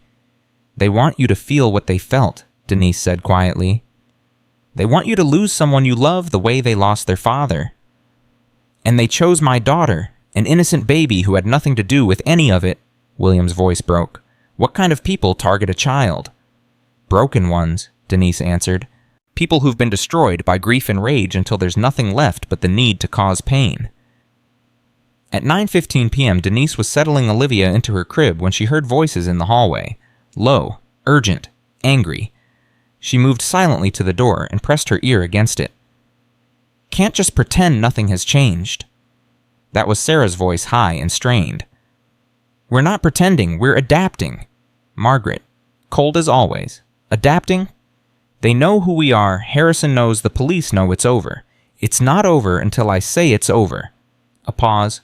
Lower your voice. I can't do this anymore, Margaret. I couldn't do it then, and I can't do it now. When I watched Olivia in that hospital when I thought she was going to die because of what we did, all of us. You don't get to walk away now and pretend your hands are clean. They're not clean. They'll never be clean. But at least she's alive. At least I didn't... You gave her a reduced dose. Margaret's voice dripped with contempt. You were supposed to end it, and instead you turned it into a close call that brought everything down on our heads. Denise's blood turned to ice. Sarah had done it. Sarah had administered the poison, but she'd deliberately given less than the lethal amount. I couldn't kill a baby Margaret. I looked at her face and I saw Dad. I saw how much he loved us when we were small. He wouldn't have wanted this. He's dead. He doesn't get to want anything anymore. You don't know that. You don't know what he would have thought about us becoming murderers. We're not murderers. We're getting justice. Justice? Sarah laughed bitterly. Is that what you call it? Killing an innocent child is justice. Harrison's indifference killed our father. His daughter's death would make him understand that, would make him feel it. And then what? We feel better, Dad comes back. Mom stops being dead. Nothing changes, Margaret. Nothing ever changes except we become the monsters we always hated. Footsteps, moving toward the nursery. Denise stepped back from the door just as it opened. Margaret stood in the doorway, her face unreadable. Miss Washington, I didn't realize you were still here. I was putting Olivia to bed. How thoughtful. Margaret's eyes swept the room, checking, calculating. I trust the baby as well. She's fine, sleeping peacefully. Good, that's good. Margaret smiled that cold smile. Sleep well, Ms. Washington. Tomorrow is another day. She pulled the door closed, leaving Denise alone with her racing heart and the terrible confirmation of everything she'd suspected. At 9:47 p.m., Denise texted Detective Williams. Overheard conversation. Sarah admitted to dosing Olivia but gave reduced amount deliberately. Margaret is the mastermind. Need to move on arrest soon. His response came 30 seconds later. That's hearsay. We need physical evidence or a confession on record. Can you get her to talk again with your phone recording? Denise stared at the message. He was asking her to get a confession from people who had already tried to kill once and were clearly planning to try again. I'll try, but you need to be ready to move fast. We're ready. Just give us what we need. At 11:32 p.m., Denise was lying in bed, unable to sleep when she heard a sound. The baby monitor on her nightstand crackled with static. Then a voice. Soft, barely audible. Shh, it's okay. It's okay. Someone was in the nursery. Denise moved fast, silent, her heart pounding. She eased open the connecting door and saw a figure standing over Olivia's crib. Sarah Mitchell. What are you doing? Denise's voice cut through the darkness. Sarah spun around, her face white with shock. I couldn't sleep. I wanted to check on her. At 11:30 at night. I care about her. I know you don't believe that, but I do. Denise moved closer, putting herself between Sarah and the crib. Step away from the baby. I wasn't going to hurt her. I said step away. Sarah backed up, her hands raised. Tears streamed down her face. You don't understand. None of you understand what it's been like. 15 years of planning, 15 years of hate, and then I'm holding this baby and she's looking at me with these innocent eyes and You couldn't go through with it. No. Sarah's voice broke completely. I couldn't kill her. Margaret wanted me to, Thomas wanted me to, but I looked at Olivia and I saw my sister, my baby sister when we were kids before everything fell apart, and I knew I couldn't do it. But you still gave her the poison. Just enough to make her sick, enough to create a medical emergency that would look natural. I thought maybe that would satisfy Margaret. Maybe if Harrison went through the fear, the terror of almost losing his daughter, that would be enough. It wasn't enough for Margaret. Nothing will ever be enough for Margaret. She's been consumed by this for so long she doesn't know how to be anything else. Sarah sank down onto the rocking chair, her body shaking with sobs. I've destroyed everything. My life, my sister's life, my brother's life. We could have moved on, we could have built something new, but Margaret wouldn't let us. She kept the hate alive, kept reminding us what we lost, kept planning and plotting until it was all we could think about. Denise pulled out her phone. Sarah, I'm going to record this conversation. If you want to help yourself, if you want any chance at redemption, you need to tell the truth. All of it. On record. Sarah looked up, her face a mask of despair. If I confess, I go to prison. If you don't confess, you go to prison anyway. The police are building a case. They'll find the evidence eventually. This way, you at least get to tell your side. You get to explain why. Why? Sarah laughed bitterly. Because my father died and my mother drank herself to death, and my brother went to foster care, and my sister became a monster because we were children who lost everything and no one cared. I care. Denise sat down across from her, her phone recording. Tell me everything. And Sarah did. She talked for almost 2 hours. She told Denise about the day their father died, about the phone call that shattered their world, about standing at his grave in the rain while their mother wailed. She told her about the lawyers who showed up the next day pressuring Eleanor Winters to sign papers she didn't understand, about the settlement that seemed like a fortune but barely covered the mortgage, about watching her mother disappear into bottles of vodka until there was nothing left. She told her about Margaret, who at 17 became the head of the household, who made sure Sarah got to school and Thomas didn't fall apart, who held them together through sheer force of will while nursing a hatred that grew stronger every year. She told her about the plan, how Margaret had researched William Harrison, obsessively learned his habits, his schedule, his vulnerabilities, how she'd discovered the Hampton summer home and realized that was their way in, how they'd spent years preparing, getting the right education, the right experience, the right references, all building toward the moment they could infiltrate his life. She told her about the day they learned Caroline was pregnant, how Margaret had smiled for the first time in years, how she'd said, now he has something to lose. And she told her about the night in the nursery, the tiny bottle of clear liquid Margaret had given her, the instructions to put it in Olivia's formula, the moment she'd stood over the crib watching the baby sleep peacefully and known she couldn't do what she'd been planning for 15 years. I gave her a quarter of the dose, Sarah whispered, just enough to make her sick. I thought maybe I could fake it. Tell Margaret I'd done it, and the baby just survived somehow. But then everything went wrong. The symptoms were worse than I expected. The doctors couldn't figure out what was happening. And that woman, your friend, the cleaning lady at the hospital, she saw what I'd done. She saw the truth. She saw what no one was supposed to see. Sarah met Denise's eyes. You have to understand, I never wanted to kill anyone. I just wanted the pain to stop. I wanted Margaret to stop. I wanted to go back to being a normal person with a normal life. Then help us stop her. Tell the police everything you told me. She'll kill me. She'll kill you anyway if she finds out you're the reason Olivia survived. Sarah was silent for a long moment, then she nodded slowly. Okay, she whispered. Okay, I'll talk to the police. At 1:47 a.m., Detective Williams arrived at the Harrison estate with 2 officers. Sarah went with them voluntarily, her head down, her shoulders shaking with silent sobs. She didn't look back as they led her to the car. Margaret appeared in the foyer as they were leaving. Her face was calm, but her eyes blazed with fury. What's happening? Where are you taking her? Ms. Mitchell is coming to the station to answer some questions, Williams said. In the middle of the night, this is harassment. This is an investigation, Ms. Lawson, or should I call you Ms. Winters? Margaret's mask slipped for just a second. Pure hatred flashed across her face before she regained control. I want to speak with my lawyer.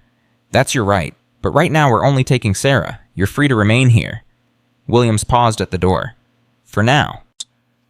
After they left, Margaret turned to Denise. The pretense was gone. The pleasant housekeeper had vanished, replaced by something cold and dangerous. You did this, she said softly. You turned her against us.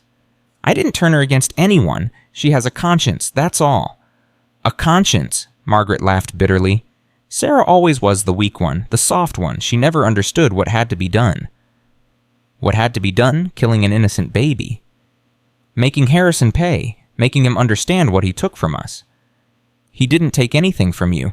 His negligence contributed to a tragedy, but he didn't murder your father. He might as well have. He knew the plant was dangerous. He knew people could die, and he chose his profits over their lives. Margaret's voice rose. Do you know what it's like to watch your father's coffin go into the ground? Do you know what it's like to hold your mother while she drinks herself to death because she can't live with the grief? Do you know what it's like to spend 15 years waiting for justice that never comes? I know what it's like to lose people you love. I know what it's like to be invisible and powerless, but I also know that hurting innocent children doesn't bring anyone back. Nothing brings them back. That's the point. Harrison's money didn't bring Dad back. His settlement didn't bring Mom back. The only thing left is making sure he feels what we felt. And now Sarah's confessing everything. The police know who you are. It's over, Margaret. Margaret's smile was terrifying. It's not over. It's never over. You think taking Sarah stops anything. You think your little recording changes what's coming. What's coming? A justice. Margaret stepped closer. One way or another, Harrison loses everything, even if I have to burn this whole house down to make it happen.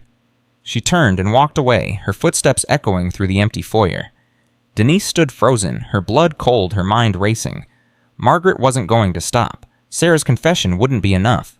Nothing would be enough until William Harrison experienced the same devastation that had destroyed the Winters family, and Thomas was still out there, still loyal to his sister, still willing to do whatever it took.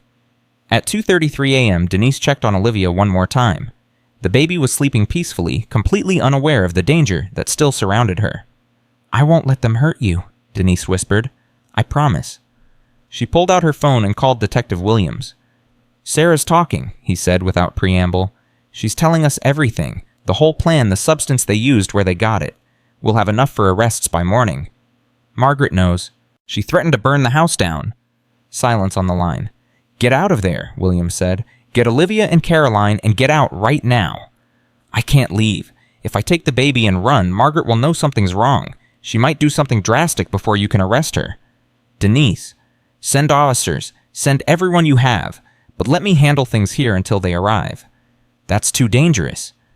"Everything about this has been dangerous. A few more hours won't change that." She hung up before he could argue. At 3:15 a.m., Denise heard movement downstairs. She crept to the top of the stairs and looked down. Thomas Gray was in the foyer talking to Margaret in urgent whispers. "Have to move now. They've taken Sarah." "I know. I was here when they came." "Then you know it's finished. We need to disappear." "Disappear?" Margaret's voice was ice. "After everything we've sacrificed, after 15 years. Margaret, listen to me. If we stay, we go to prison. For attempted murder, for conspiracy, for everything. If we go, Harrison wins. He gets to keep his daughter, his wife, his fortune. He gets to live happily ever after while Dad rots in the ground. Dad would want us to survive. He wouldn't want us to throw our lives away.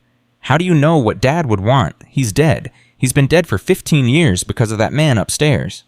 "Margaret, please." "No," Margaret's voice hardened. "I'm not leaving. Not until this is finished." "Then you're on your own." Thomas turned and walked toward the door. Margaret grabbed his arm. "You would abandon me after everything." "I'm trying to save you, both of us." "There's nothing left to save." Margaret's voice cracked for the first time.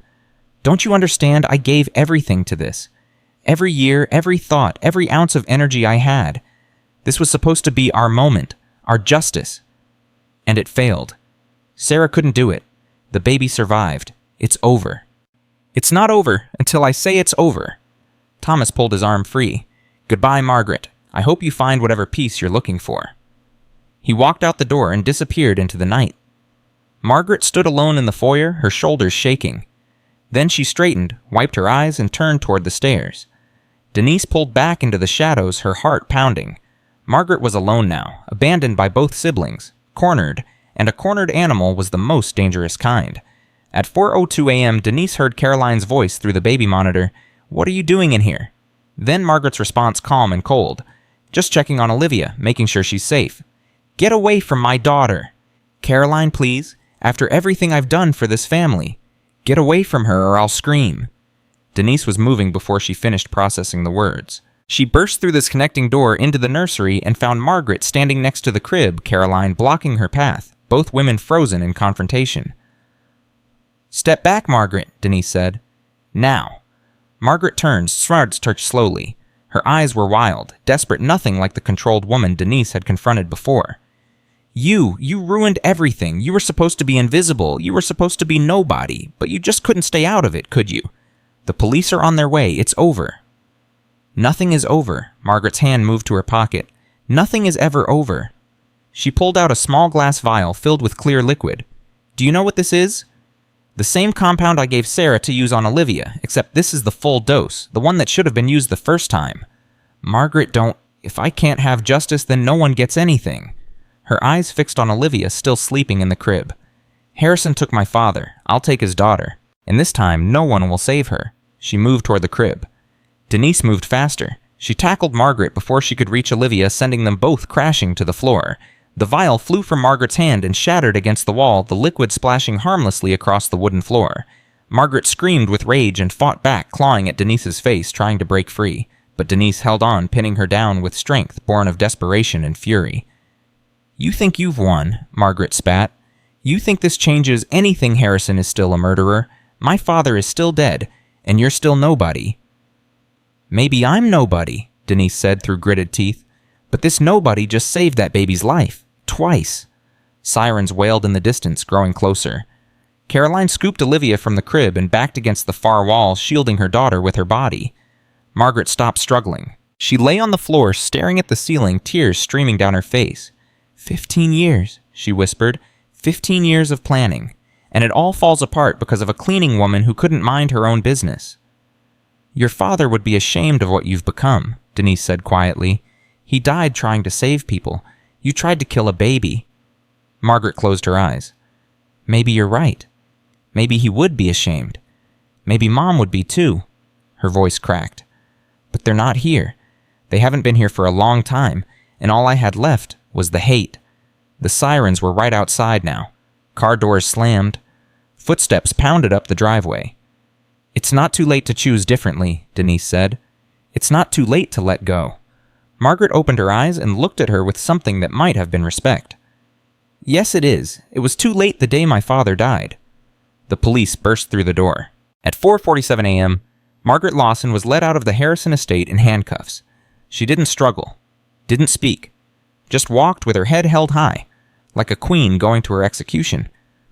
Detective Williams found Denise sitting on the nursery floor, her back against the wall, her hands still shaking. "It's over, Shnu," he said gently. "You did it."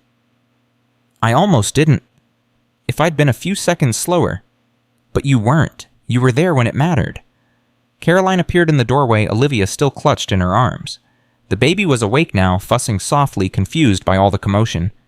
"Ms. Washington," Caroline said, her voice trembling. "I don't know how to thank you." "You don't need to thank me. Just keep her safe. That's all that matters." Williams helped Denise to her feet. "The hospital analyzed the substance from the first attack, and now we have the second vial as evidence. Combined with Sarah's confession, we have enough to put Margaret away for a very long time.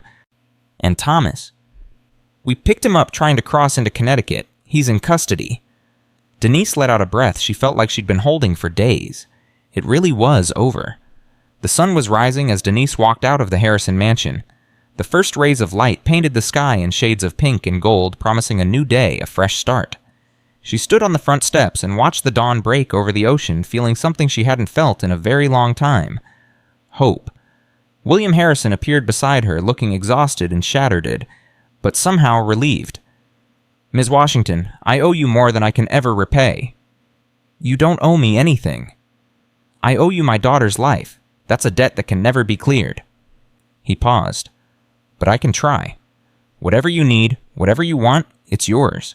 Money, a house, a job, anything?" Denise thought about it. She could ask for anything. Enough money to never work again. A new life in a new place. Everything she'd never had. But that wasn't who she was. "There is one thing," she said slowly. "Name it." "The David Winters Foundation, for worker safety, for protecting whistleblowers, for making sure what happened to David never happens to anyone else." She met his eyes. "You could start there. You could make his death mean something good." William was quiet for a long moment, then he nodded. "I'll do it. I'll create the foundation, and I'll make sure everyone knows why." He extended his hand. "Thank you, Denise. For everything." She shook his hand, and for the first time since this nightmare began, she smiled. As she walked to her car, her phone buzzed. A text from Caroline Harrison. "The offer stands. Olivia needs someone to protect her, someone we can trust. Please consider staying." Denise looked back at the mansion, at the family she'd saved, at the future stretching out before her. For 53 years, she'd been invisible. She'd been the one who cleaned up other people's messes, who stayed in the shadows, who never made waves, but not anymore.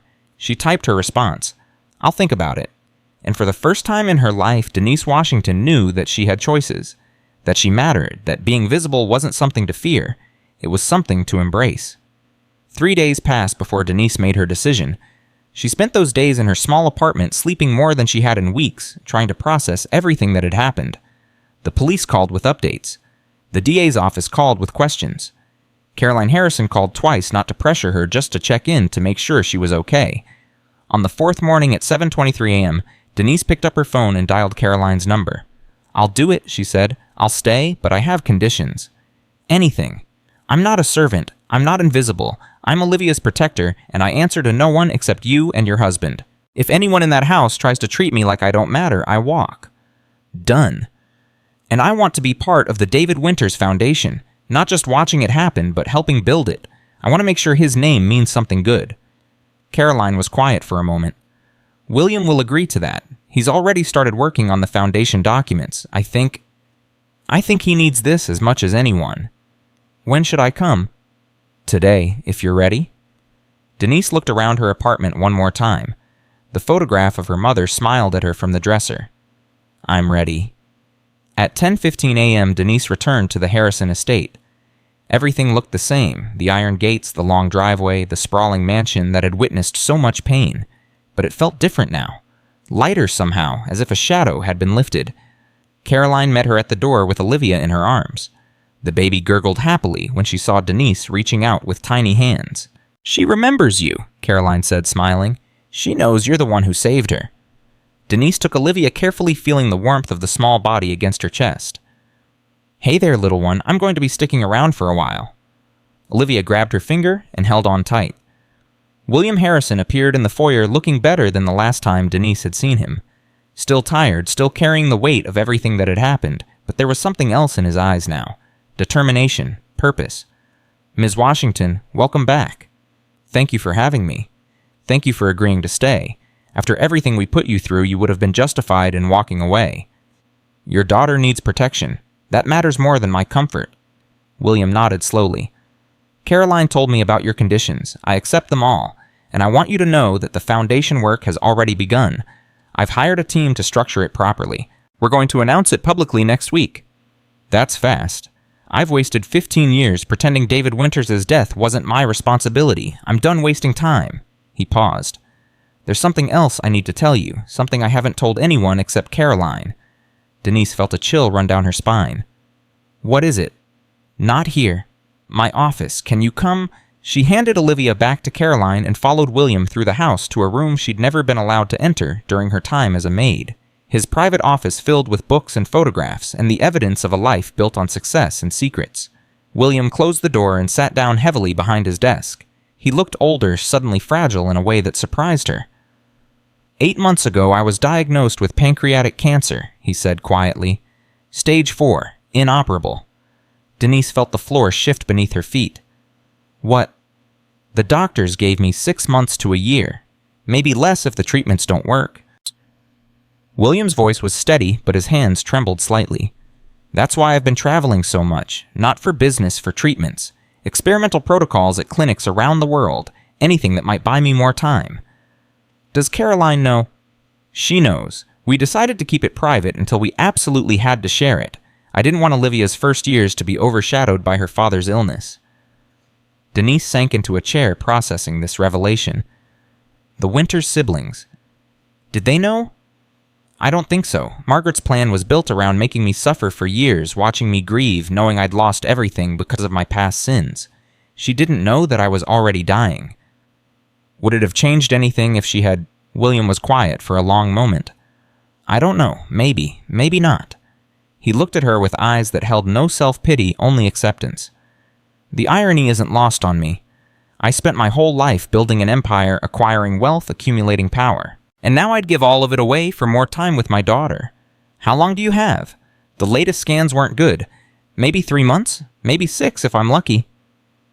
"Does Olivia's situation change that?" "It changes everything." William leaned forward. "Before I was going through the motions, taking treatments because Caroline wanted me to, but part of me had already given up. Then I almost lost Olivia, and I realized something. I don't have the luxury of giving up. Every day I have left is a day I need to be present for my family. Every hour matters." "Why are you telling me this?" "Because I want you to understand what you're walking into. This household is going to face more challenges than just recovering from what the Winters siblings did. There are going to be hospital visits, bad days, moments when everything feels impossible. I need to know you're prepared for that. Denise thought about her mother's final years, the slow decline, the hospital beds, the way hope and despair could coexist in the same breath. I've been through this before, she said. With my mother, I know what's coming. And you're still willing to stay. Olivia is going to need stability, consistency, someone who isn't falling apart while her world changes around her. Denise met his eyes. I can be that for her, for as long as you need me. William's composure cracked just slightly. Thank you. I don't have words for how much that means. You don't need words. Just be there for your daughter while you can. That's all that matters. At 2:47 p.m., Detective Williams called with news. The arraignment is scheduled for tomorrow morning. All three of them will be in court. Denise was in the nursery watching Olivia play with a stuffed elephant. What are the charges? Margaret is facing attempted murder, conspiracy, and assault. Thomas is facing conspiracy and aiding an attempted murder. Sarah is getting a reduced charge, aggravated assault, in exchange for her cooperation. Will she testify against her siblings?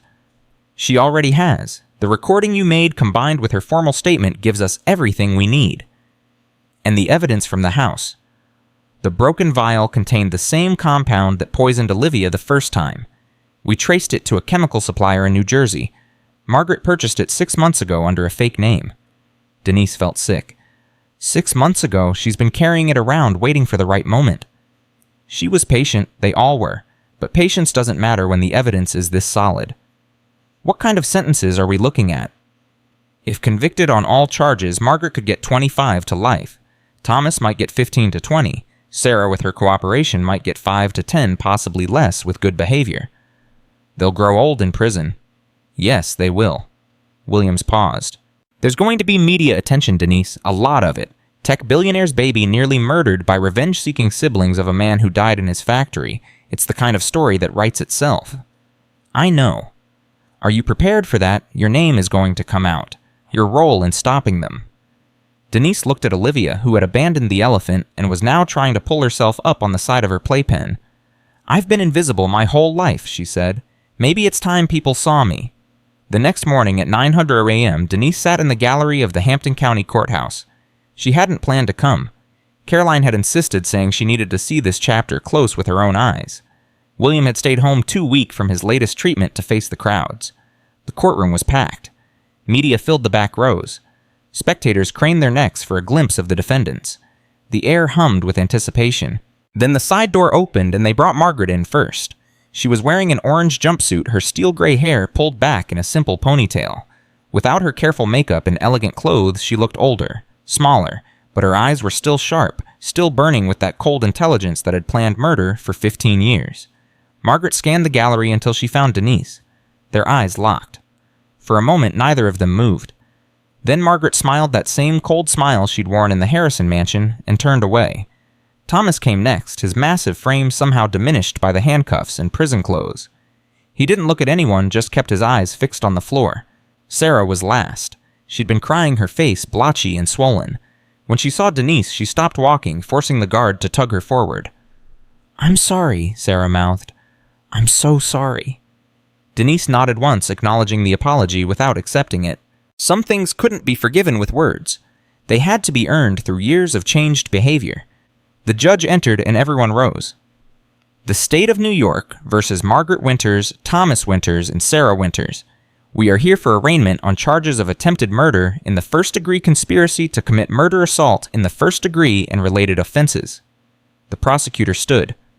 Your Honor, the people request that bail be denied for all three defendants. They pose a significant flight risk, have demonstrated a willingness to commit violence, and have the resources and planning capability to evade authorities. Margaret's lawyer objected. Your Honor, my client has no prior criminal record. She's been a productive member of society for decades. A productive member of society who spent 15 years planning to murder an infant, the prosecutor countered. This wasn't a crime of passion. This was premeditated, calculated, attempted murder of the most vulnerable victim imaginable. The judge looked at Margaret. Ms. Winters, do you understand the charges against you? Margaret's voice was clear and steady. I understand them. I don't accept their characterization. Excuse me? I said I understand the charges, but what I did wasn't murder. It was justice. A murmur rippled through the courtroom. Margaret's lawyer grabbed her arm, whispering urgently, but she shook him off. William Harrison killed my father through negligence and greed. His company covered it up. His lawyers silenced my family. We were children, Your Honor, children who lost everything while he built his fortune on our father's grave. Ms. Winters, this is not the time for... When is the time? When is the right moment to speak about the injustice we suffered when we're old and forgotten, when the truth has been buried so long no one cares anymore? Margaret, stop. That was Sarah, her voice cracking. Please stop. No, Margaret turned to face her sister. I won't stop. I've been silent for 15 years. I'm done being silent. The judge banged his gavel. Ms. Winters, you will have an opportunity to present your case at trial. Right now, we are addressing the matter of bail. Deny it, Margaret said. I don't care about bail. I don't care about prison. The only thing I care about is making sure the world knows what William Harrison did. Your Honor, the prosecutor interjected. The defendant's own statements demonstrate why she cannot be released. She shows no remorse, no understanding that targeting an innocent child is wrong, regardless of any grievances against the father. Bail is denied for Margaret Winters. The judge turned to Thomas. Mr. Winters, do you have anything to say? Thomas raised his head for the first time.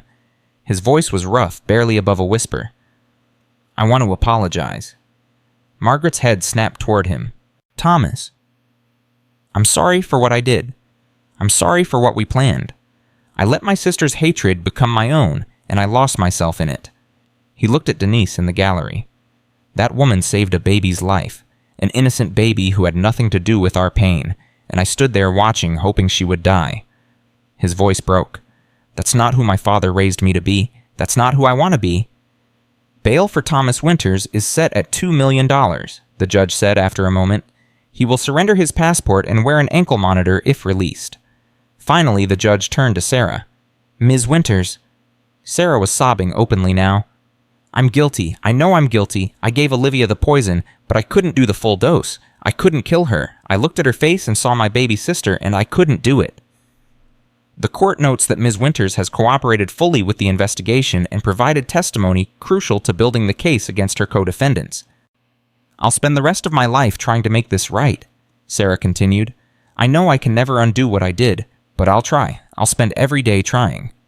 Bail for Sarah Winters is set at $500,000 with the same conditions as her brother. The gavel banged again. Defendants will be remanded to custody until bail is posted. Trial dates will be set at the preliminary hearing in 2 weeks. As the guards led them out, Margaret passed by Denise's row. She stopped, and the guard had to wait while she spoke. You think you've won, Margaret said quietly, but William Harrison is still walking free while my father rots in a grave. That's not justice. That's not victory. That's the world protecting the rich and powerful while the rest of us suffer. Your father wouldn't recognize you, Denise replied. The woman who tried to kill a baby isn't the daughter he raised. Something flickered in Margaret's eye. Pain, maybe, or doubt? You didn't know him? No, but I know what it means to lose someone you love, and I know that destroying innocent lives doesn't bring them back. It just creates more pain, more grief, more families torn apart. Margaret was silent for a long moment, then she let the guard lead her away. At 11:32 a.m., Denise returned to the Harrison estate to find chaos. Caroline met her at the door, her face white with fear. William collapsed. The ambulance is on its way. What happened? He was watching the arraignment online. When Margaret started talking about his father, about what Harrison Industries did, he couldn't breathe. He fell and hit his head on the desk. Where is he now? In his office. I can't move him. The doctors said not to move him. Denise ran through the house to William's office. He was lying on the floor, conscious but pale, a gash on his forehead, bleeding sluggishly. Ms. Washington? His voice was weak. Did you see it? The arraignment? I was there. Margaret was right, you know, about everything. He coughed, and there was blood on his lips. I killed her father. Maybe not with my own hands, but I killed him, and I've been running from that for 15 years. Don't talk. Save your strength. No, I need to say this. He grabbed her hand with surprising force. The foundation. Promise me it will happen. Promise me David Winters' name will mean something. I promise. And Olivia. Promise me you'll protect her, not just from danger, but from the truth about her father. Promise me you'll help her understand that people can do terrible things and still try to be better." Denise felt tears burning in her eyes. "I promise." "Good. That's good." William's grip loosened. "I'm tired, Ms. Washington. I'm so tired." The sirens were getting closer. "Stay with me," Denise said. "Don't you dare give up now. Your daughter needs you." "I know. I'm trying." His eyes closed. "I'm trying." The paramedics arrived and took over. They loaded William onto a stretcher, checking vitals, speaking an urgent medical shorthand that Denise had learned to translate during her mother's illness. "Is he going to be okay?" Caroline asked, clutching Olivia, tears streaming down her face. "We need to get him to the hospital. His blood pressure is dangerously low." They rushed him out, and Caroline handed Olivia to Denise. "I have to go with him. Please take care of her." "Go, I've got her." Caroline ran after the ambulance, and Denise was left alone with the baby. Olivia started to cry, sensing the fear and chaos around her. Denise held her close, rocking gently, murmuring words of comfort that she barely believed herself. "It's okay, little one. Everything's going to be okay." At 3:15 p.m., Detective Williams arrived at the house. Denise was still holding Olivia, who had finally fallen asleep, exhausted from crying. "I heard about Harrison," Williams said quietly. "How is he? Critical, but stable. The doctors aren't sure what happened. Maybe a hemorrhage, maybe something related to his cancer. They're running tests." "Cancer. Stage 4 pancreatic. He's been dying for months." Williams sat down heavily. "God, this case just keeps getting worse." "Did you come here for a reason?" "I did. There's something you need to know." He pulled out a folder. "While we were processing the evidence from Margaret's room, we found something unexpected. Documents. Old documents from 2010. "About the factory accident?" "No, about something else entirely." Williams opened the folder. Margaret wasn't just planning revenge against William Harrison. She was building a case against him. A real legal case. Denise looked at the papers. Medical reports. Safety violation records. Internal memos from Harrison Industries. "These are the original safety complaints David Winters filed," Williams explained. "The ones that were supposedly lost. Margaret somehow obtained copies." "How?" "We don't know yet, but there's more." He pulled out another document. "This is an internal memo from Harrison's legal team dated 3 days after the accident. It outlines a strategy for containing the fallout, destroying evidence, pressuring witnesses, essentially obstructing justice."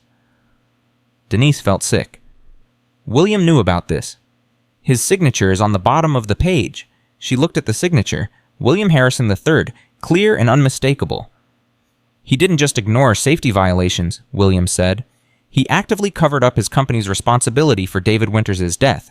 That's not negligence. That's criminal." What does this mean for the case against Margaret? Legally, nothing changes. Trying to kill a baby is still attempted murder regardless of what the baby's father did. But morally, Williams shook his head. It makes everything more complicated. "Should I tell Caroline?" "That's not my call, but she should know before this goes public." "Because it will go public. Margaret's lawyers are going to use this to paint her as a victim, seeking justice against a man who literally got away with murder." After Williams left, Denise sat in the nursery for a long time, watching Olivia sleep. The world was so simple when you were a baby. Good and bad, safe and dangerous, love and its absence. There were no gray areas, no complicated truths, no people who were simultaneously victims and villains. But the adult world wasn't like that. William Harrison had killed a man through negligence and covered it up to protect his fortune. That was true. Margaret Winters had tried to murder an innocent baby to avenge her father's death. That was also true. Both things were real. Both things were terrible. And neither one canceled out the other. At 6:48 p.m., Caroline called from the hospital. "He's awake. The doctors think he'll be okay, at least for now. It was a TIA, a mini-stroke. They're adjusting his medications." "That's good news." "He wants to see you tomorrow if you can come." "I'll be there." "And Denise? Thank you for staying with Olivia, for being here when everything fell apart."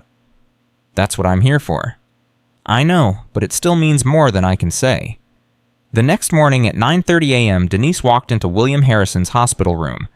He looked smaller in the hospital bed, surrounded by monitors and IV lines, his face pale and drawn. But his eyes were alert, and he managed a weak smile when he saw her. "Ms. Washington, thank you for coming. How are you feeling?" "Like I've been hit by a truck and then backed over for good measure." He gestured to the chair beside his bed. "Please, sit. There's something I need to tell you." Denise sat already knowing what was coming.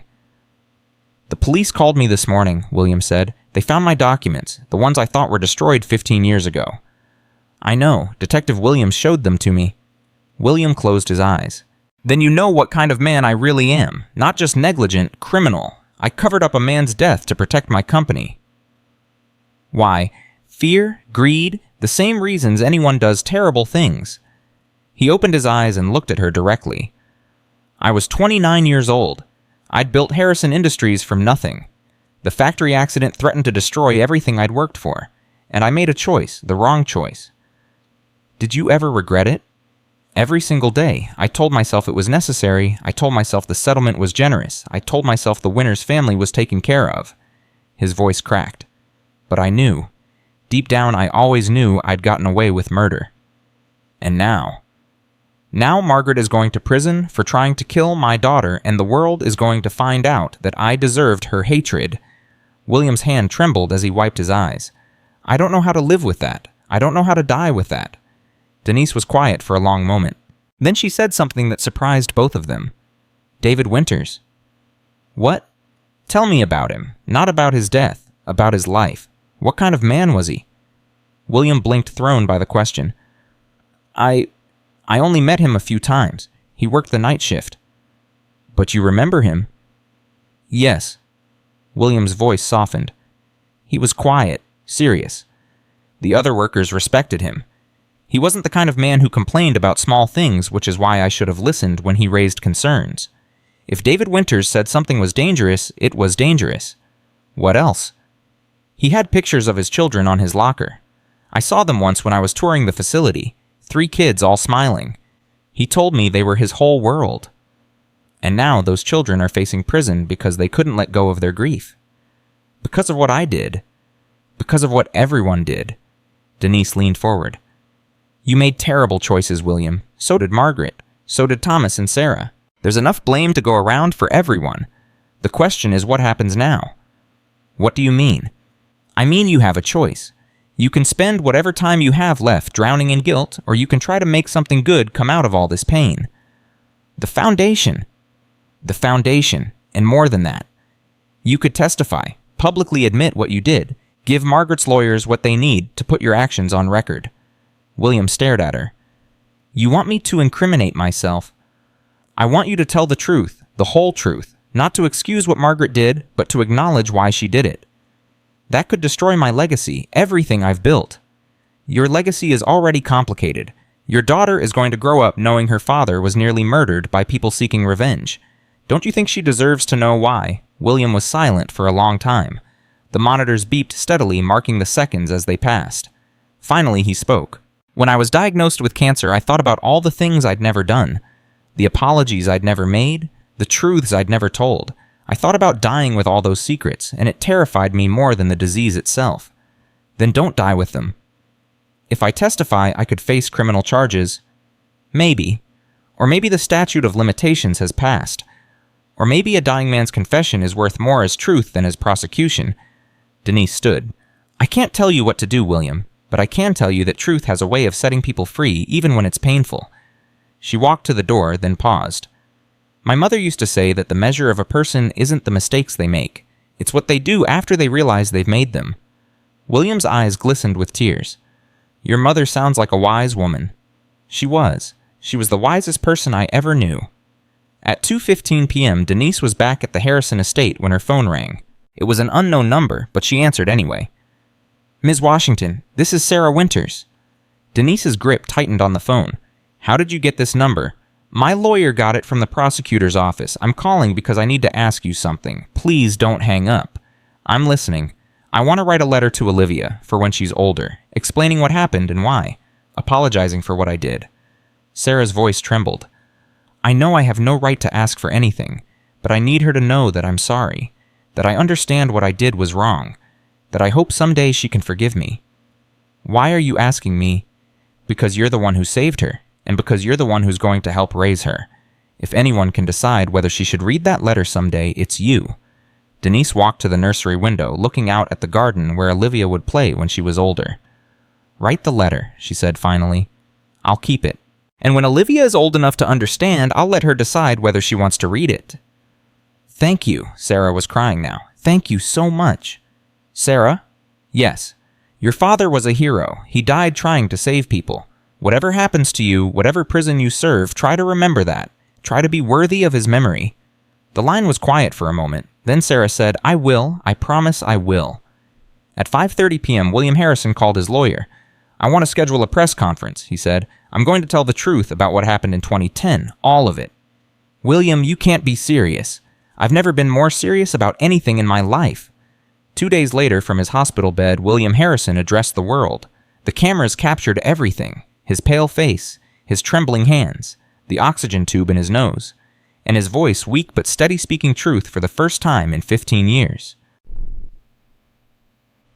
In 2010, a man named David Winters died in my factory because I chose profits over safety.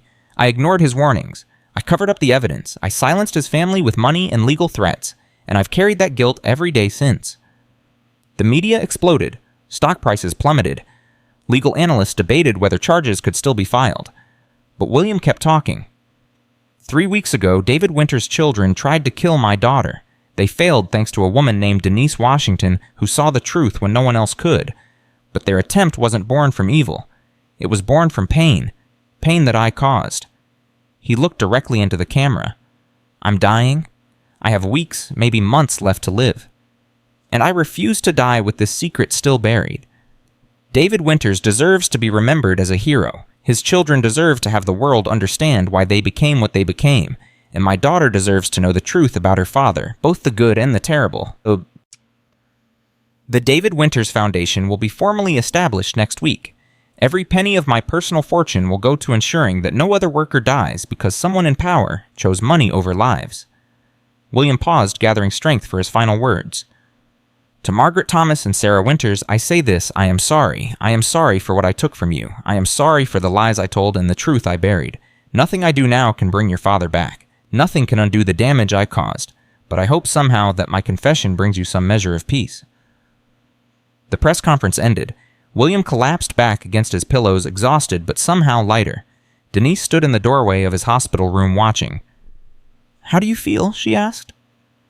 Terrified, relieved, free. William managed a weak smile. I should have done that 15 years ago. Better late than never. Is that what you really think? Denise walked to his bedside and took his hand. I think the truth always finds a way to surface. I think secrets poison everything they touch. And I think that what you just did took more courage than anything you've ever done in your life. It doesn't change what I did? No, but it changes what happens next. At 8:47 p.m. that night, Detective Williams called. The DA is reviewing Harrison's confession. There may be charges, but honestly, with his health condition and the statute of limitations, Issue's prosecution is unlikely. What about the Winters siblings? Margaret's lawyers are already using Harrison's confession to argue for reduced charges. They're painting her as a victim of injustice who snapped after decades of suppressed trauma. Will it work? Probably not for Margaret. Trying to kill a baby is still trying to kill a baby regardless of the circumstances, but Thomas and Sarah might benefit. Their sentences could be significantly reduced. Is that justice? Williams was quiet for a moment. I don't know anymore. This case has made me question everything I thought I knew about right and wrong. Me too. Get some sleep, Denise. Tomorrow is going to be another long day. She hung up and checked on Olivia one more time. The baby was sleeping peacefully, completely unaware of the chaos swirling around her. Your father is a complicated man, Denise whispered. He did terrible things and he's trying to make them right. Someday you'll have to decide how you feel about that. But right now, all you need to know is that you're loved.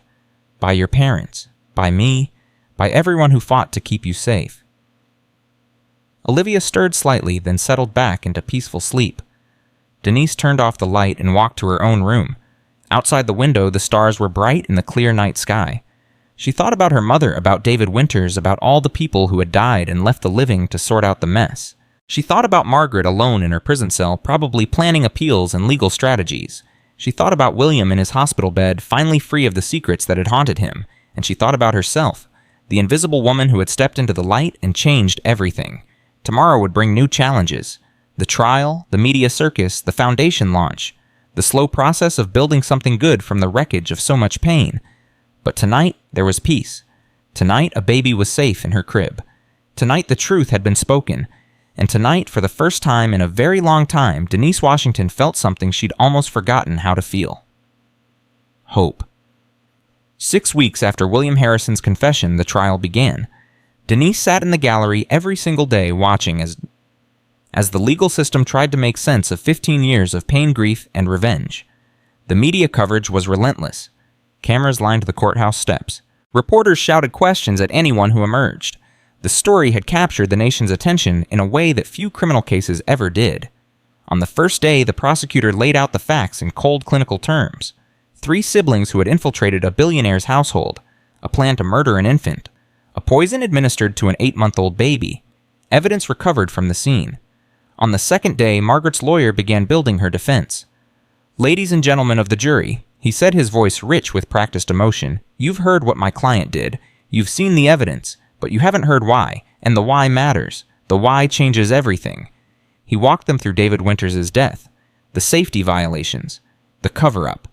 William Harrison's confession played on a screen for the entire courtroom to see. "Margaret Winters was 16 years old when her father died, Azam," the lawyer continued.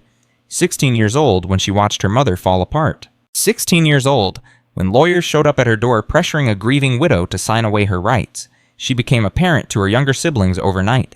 She held her family together while the man responsible for their tragedy got richer and more powerful. Is what she did wrong? Yes. Is it criminal? Yes. But is it understandable? Is it human? Can any of us say with certainty that we wouldn't have broken under the same circumstances? Denise watched Margaret's face during the lawyer's speech. The older woman sat motionless, her expression unreadable, but her hands folded on the table in front of her trembled slightly. At 2:47 p.m. on the third day, something unexpected happened. Margaret asked to speak. Her lawyer tried to stop her. The judge warned her that anything she said could be used against her. But Margaret insisted. She stood up slowly, her prison jumpsuit a sharp contrast to the elegant clothes she'd worn for 15 years while playing the role of a loyal housekeeper. "I'm not going to apologize for wanting justice," she said. "My father was a hero. He died trying to protect people, and the man who caused his death was never held accountable. I spent 15 years watching William Harrison live in luxury while my family struggled to survive. I spent 15 years waiting for the system to do something, and it never did." The courtroom was silent, hanging on every word. "But," Margaret's voice cracked, "but I was wrong about one thing. I was wrong to target Olivia." A murmur rippled through the gallery. "She's innocent. She didn't choose her father. She didn't ask to be born into wealth built on other people's suffering. She's just a baby who deserves to grow up safe and loved." Margaret's eyes found Denise in the gallery. "The woman who saved her, the cleaning lady who saw what 7 doctors missed, she told me something I've never forgotten. She said my father would be ashamed of what I'd become." Tears streamed down Margaret's face, now breaking through the cold facade for the first time. She was right. My father spent his life protecting people, and I spent 15 years planning to kill a child. That's not justice. That's not honor. That's becoming the monster you set out to destroy. So I'm not going to ask for mercy. I'm not going to ask for understanding. I'm going to accept whatever punishment this court decides because I deserve it.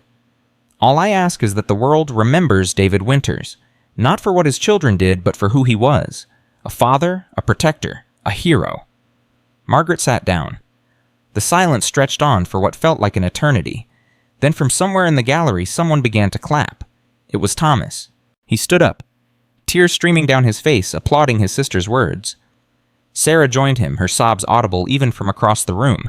The judge called for order, but the moment had already changed something. The jury was looking at Margaret differently now, not as a monster, but as a broken human being who had finally found the courage to face herself. At 4:15 p.m. on the 7th day, the jury delivered their verdict. Margaret Winters is guilty of attempted murder in the second-degree conspiracy to commit murder and assault. Recommended sentence 15 to 25 years with possibility of parole after 12. Thomas Winters guilty of conspiracy to commit murder and aiding in attempted murder. Recommended sentence 8 to 12 years with possibility of parole after 5. Sarah Winters guilty of aggravated assault. Recommended sentence 3 to 5 years with possibility of parole after 2 in consideration of her cooperation and testimony. The sentences were lighter than expected. Margaret's speech had clearly affected the jury, but they were still significant. Years of life behind bars.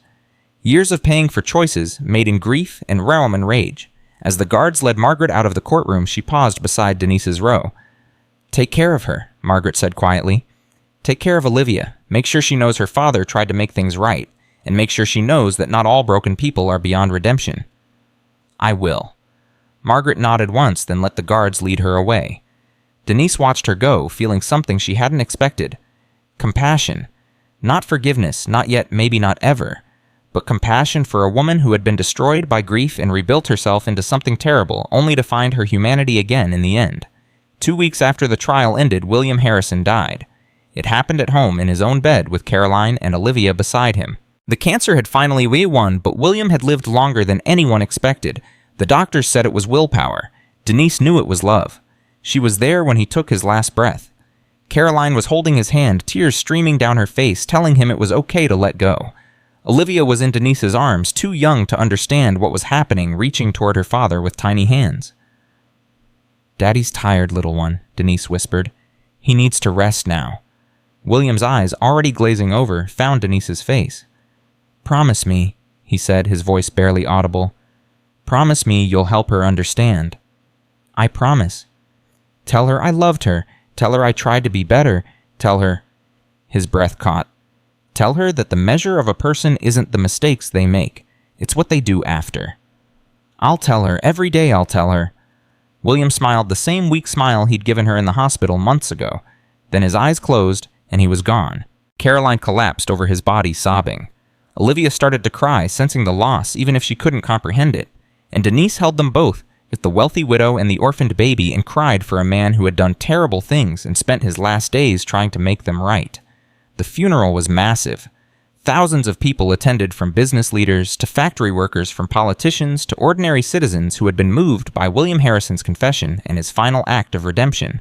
The media covered every moment, but for once, the coverage was respectful.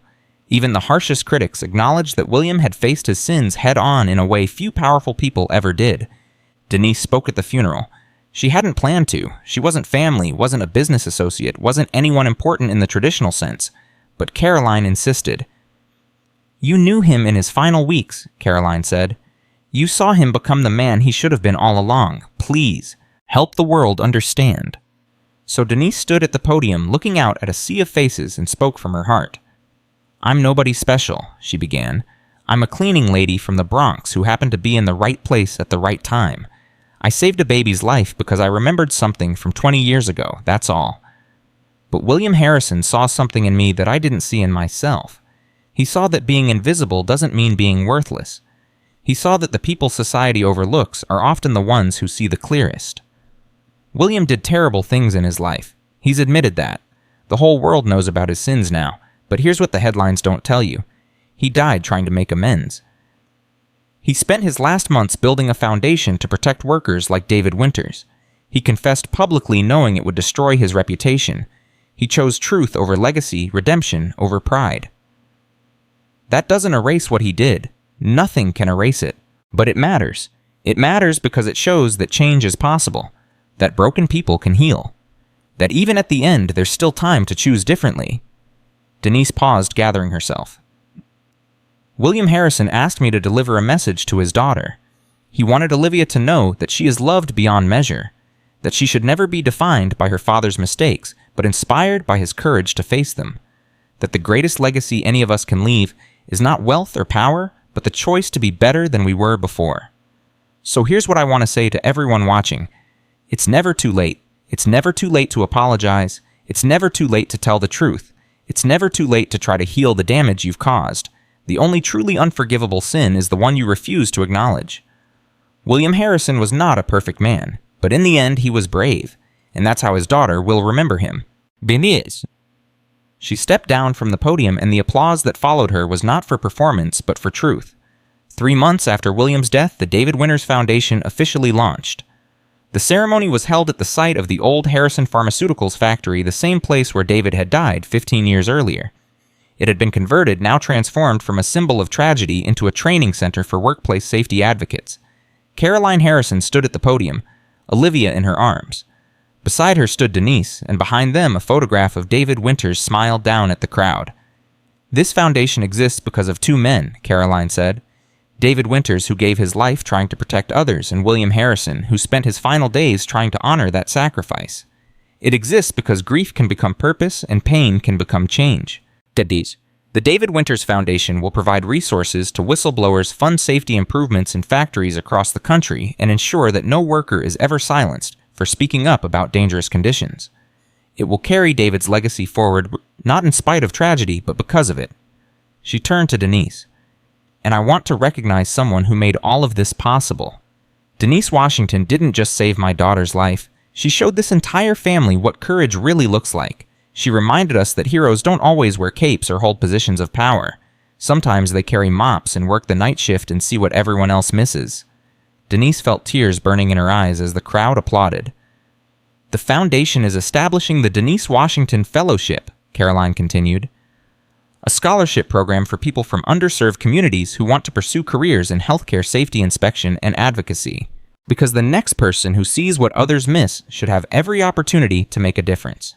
After the ceremony, Denise stood alone by David Winters' photograph.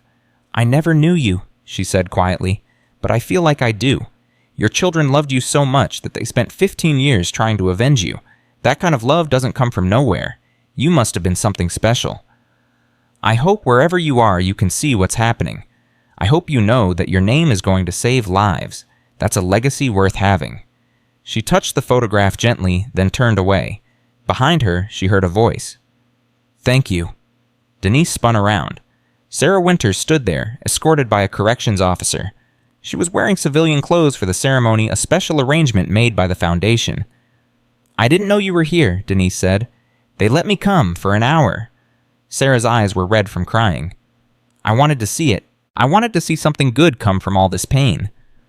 How are you surviving, one day at a time? Sarah looked at her father's photograph. He would have hated what we did. But he would have loved this, the foundation, the scholarships, all of it. I think so too. I've been writing to Olivia, Sarah said. Every week, letters for when she's older, explaining who her father was, who my father was, what happened, and why. I don't know if she'll ever read them, but I needed to write them. She'll read them, someday, when she's ready. Sarah nodded. And Thomas is studying for his GED. He wants to work in construction safety when he gets out. He says it's what Dad would have wanted. And Margaret, Sarah's face tightened. Margaret. She doesn't let anyone see her break. But I know she cries at night. I can hear her sometimes through the walls. She's not the monster everyone thinks. She's just someone who carried grief until it turned into poison. I know. Do you? Sarah looked at her curiously. You had every reason to hate us. We tried to kill a baby. We threatened you. We would have killed you too if we'd had the chance, but you don't seem to hate us. Denise thought about the question carefully before answering. I spent my whole life being invisible, she said finally.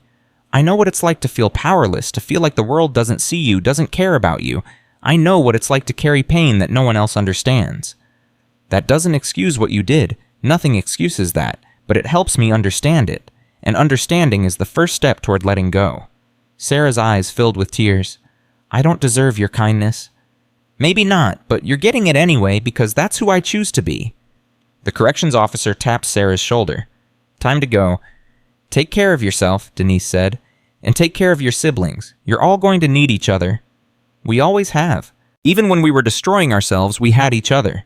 Sarah managed a small smile. Goodbye, Ms. Washington, and thank you for everything. She walked away, the officer close behind, and disappeared into the crowd. 5 years passed. Olivia Harrison grew from a baby into a bright, curious child with her father's dark eyes and her mother's gentle smile. She asked questions constantly about everything, and Denise answered as honestly as she could. Aunt Denise, why do I have 2 grandpas? Because your family is complicated, sweetheart, but that's okay. All families are complicated in their own ways. Mommy says Grandpa David died being brave, and Grandpa William was sick for a long time. That's right. Were they friends? Denise paused, choosing her words carefully. They didn't know each other very well, but they're connected now through the foundation, through you. Chelis. Because the foundation has both their names. Because the foundation exists to protect people. Just like Grandpa David tried to protect people, and just like Grandpa William wanted to protect people in the end. Olivia considered this with the seriousness only a 5-year-old could muster. I want to protect people too when I grow up. Then you will. You can be anything you want to be, Olivia. Can I be like you? Denise felt her heart swell. Like me. Mommy says you're a hero. She says you saved my life when I was a baby. She says heroes don't always wear capes. Your mommy is very kind. Is it true? Did you save me? Denise knelt down so she was eye level with the little girl she'd spent 5 years protecting. I saw something that other people missed, she said, and I spoke up even though I was scared. That's all being a hero really is, seeing what needs to be done and doing it even when you're afraid. That sounds hard. It is hard, but it's worth it.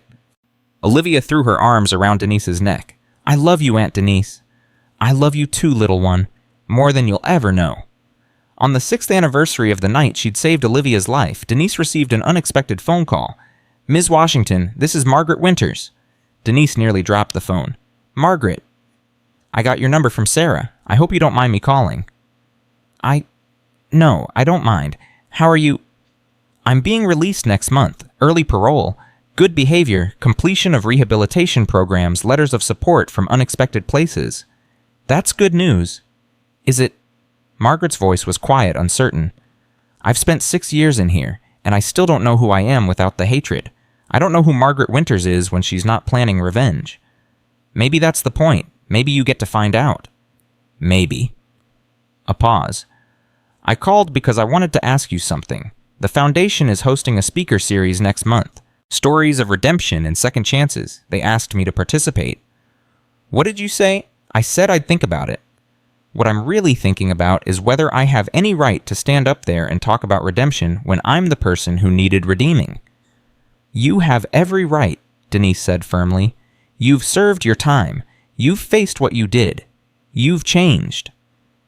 Have I? How do you know? Because you're asking these questions. The Margaret who tried to kill a baby wouldn't have questioned anything. She was certain she was right. The fact that you're uncertain now that you're wondering if you deserve second chances, that's proof that you've grown. Margaret was silent for a long moment. You should have been a therapist, Ms. Washington. I should have been a lot of things, but I became what I needed to become. Will you come to the speaker series? I know it's a lot to ask, but I think I could face it if you were there. Denise thought about the woman who had threatened her, stalked her, nearly killed the baby she loved. Then she thought about the woman on the phone, broken and rebuilt, seeking permission to exist in a world she'd nearly destroyed. I'll be there, she said. Thank you. And Margaret, whatever you say up there, say the truth, the whole truth. That's what people need to hear. Not a polished story of redemption, but a real one, messy and complicated and human. I will, I promise. The speaker series was held on a warm evening in early September. Denise sat in the front row, Caroline beside her, Olivia between them. The little girl was 6 years old now, old enough to understand some things, too young to understand others. Mommy, who is that lady? That's Margaret, sweetheart. She's going to tell us a story. What kind of story? Caroline looked at Denise, then back at her daughter. A story about making mistakes and trying to do better. A story about forgiveness. Margaret walked onto the stage. She looked older than the last time Denise had seen her, her hair now silver instead of steel gray, her face lined with years of reflection and regret. But her eyes were different, softer, more human. My name is Margaret Winters, she began. And 6 years ago I tried to kill an innocent baby. A murmur rippled through the crowd. I'm not going to make excuses. What I did was unforgivable. I took my grief, my rage, my sense of injustice, and I twisted it into something monstrous. I convinced myself that hurting a child was justice. I convinced my brother and sister to follow me down that path. But I was wrong, and I'm here tonight to tell you why. She spoke for 45 minutes. She told them about her father, about his death, about the cover-up that followed. She told them about her mother's descent into alcoholism, about the siblings scattered across different homes, about the years of planning and scheming, while hatred consumed everything else. She told them about the night at the hospital, about watching 7 doctors fail to save a baby she'd poisoned, about the cleaning lady who saw what no one else could see. Denise Washington saved Olivia Harrison's life, Margaret said, her voice breaking, but she also saved mine. Not that night, later. In the courtroom, she told me my father would be ashamed of what I'd become. Those words haunted me. They still haunt me. Because she was right. My father died protecting people. And I spent 15 years planning to destroy a family. That's not honoring his memory. That's betraying everything he stood for. Margaret looked directly at Denise in the front row. I can never undo what I did. I can never give Olivia back the years she'll spend wondering why someone wanted to hurt her. I can never repay the Harrison family for the terror I caused. But I can choose differently now. I can spend the rest of my life trying to be worthy of my father's name. That's why I'm here tonight, not to ask for forgiveness. I don't expect it, and I'm not sure I deserve it. I'm here to tell the truth, to show that even the most broken people can find their way back to humanity, to remind everyone listening that it's never too late to choose differently. She paused, composing herself. My father, David Winters, was a hero. He died trying to save people. The foundation that bears his name has already protected thousands of workers across the country. That's his legacy. That's what he should be remembered for. And me, I'm just the daughter who lost her way and finally found it again. I'm a cautionary tale and a story of hope all wrapped into one. And if my story helps even one person step back from the edge of their own darkness, then maybe something good will have come from all this pain. Margaret stepped back from the podium. The applause that followed was hesitant at first, then stronger, then thunderous. Denise stood up and Margaret's eyes found hers across the room. No words were needed, just a nod, an acknowledgement, a recognition that two women who had been enemies were now somehow allies in the ongoing work of healing. After the event, Caroline approached Margaret. "Thank you for being here tonight," she said. "I know it wasn't easy." Margaret looked at Olivia standing beside her mother holding Denise's hand. "She's beautiful. She looks just like her father. She's also kind and curious and brave, all the things William hoped she'd be. Does she know about what I did?" "She knows some of it, appropriate for her age. The rest will come later when she's ready." Margaret knelt down to Olivia's level. "Hello, little one, do you know who I am?" Olivia studied her with serious eyes. "You're the lady who made bad choices, but Mommy says everyone can learn to make good choices if they try hard enough." Margaret's eyes filled with tears. "Your Mommy is very wise. Do you think you can learn to make good choices?" "I'm trying. Aunt Denise helps me." "She helps everyone." Margaret looked up at Denise. "She's an extraordinary woman." "She saved my life," Olivia said simply. "Mommy tells me the story all the time, about how the doctors couldn't figure out what was wrong and Aunt Denise saw something nobody else could see." "That's right. Aunt Denise says being a hero is about seeing what needs to be done and doing it even when you're scared." Olivia tilted her head. "Were you scared when you made bad choices?" Margaret was quiet for a moment. "No," she said honestly. "I wasn't scared. I was angry. So angry that I forgot how to be scared of becoming a bad person. Maybe if you'd been more scared, you wouldn't have made bad choices." Margaret almost smiled. "Maybe you're right. You're very smart for 6 years old. Aunt Denise reads to me every night. She says reading makes you smart." "She's right about that, too." Margaret stood and faced Caroline. "I know I can never undo what I did. But if there's ever anything I can do for the foundation, for Olivia, for your family, I want to help. I want to spend the rest of my life building instead of destroying." Caroline considered for a long moment. Then she extended her hand. "The foundation needs speakers," she said. "People who can tell the truth about how grief can poison everything if we let it. Would you be willing to do more events like tonight?" Margaret took her hand. "As many as you need." "Then welcome to the David Winters Foundation, Ms. Winters. I think your father would be proud." 10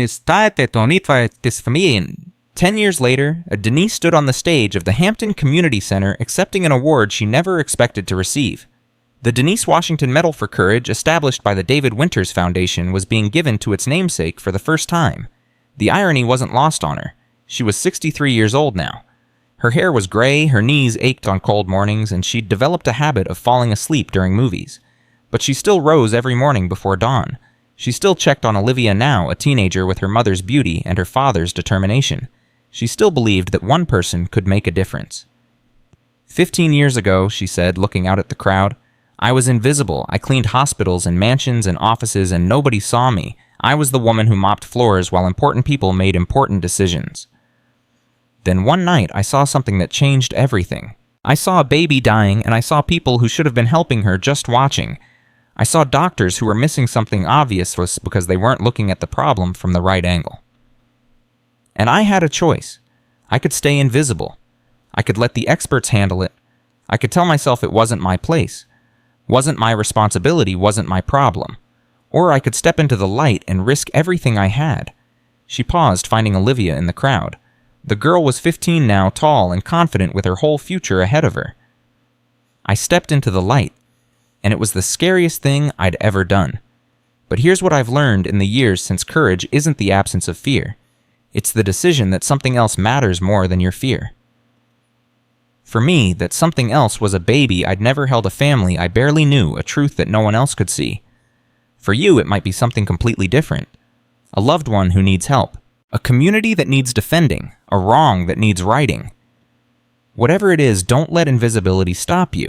Don't let the world convince you that you don't matter. Every person in this room has the power to see what others miss, to speak when others are silent, to act when others are frozen. That's what it means to be a hero. Not superpowers, not wealth, not position or prestige, just the willingness to do what needs to be done, even when everyone tells you it's not your place. She raised the medal in her hand.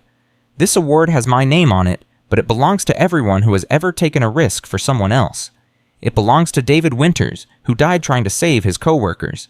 It belongs to William Harrison, who found the courage to confess his sins before he died. It belongs to Caroline Harrison, who forgave the people who tried to destroy her family. And it belongs to Margaret Thomas and Sarah Winters, who are spending their lives trying to make amends for the terrible choices they made. We are all capable of darkness. We are all capable of light. The question is which one we choose. 15 years ago, I chose light. Tonight, I'm asking all of you to do the same. Not because it's easy, not because it's safe, but because it's right. Because invisible people can change the world. Because one moment of courage can ripple outward for generations. Thank you for this honor, but more importantly, thank you for seeing me. After a lifetime of being invisible, being seen is the greatest gift of all. She stepped down from the podium, and the applause that followed her was a standing ovation that lasted for 5 full minutes. Olivia pushed through the crowd to reach her. Aunt Denise? She threw her arms around her. That was amazing. It was just words, sweetheart. No, it wasn't. It was the truth. The whole truth. Olivia pulled back, her eyes shining with tears. You saved my life. You changed everything, and I'm going to spend my whole life trying to be worthy of that. You don't have to be worthy of anything. You just have to be yourself. What if myself wants to be like you? Denise cupped the girl's face in her hands.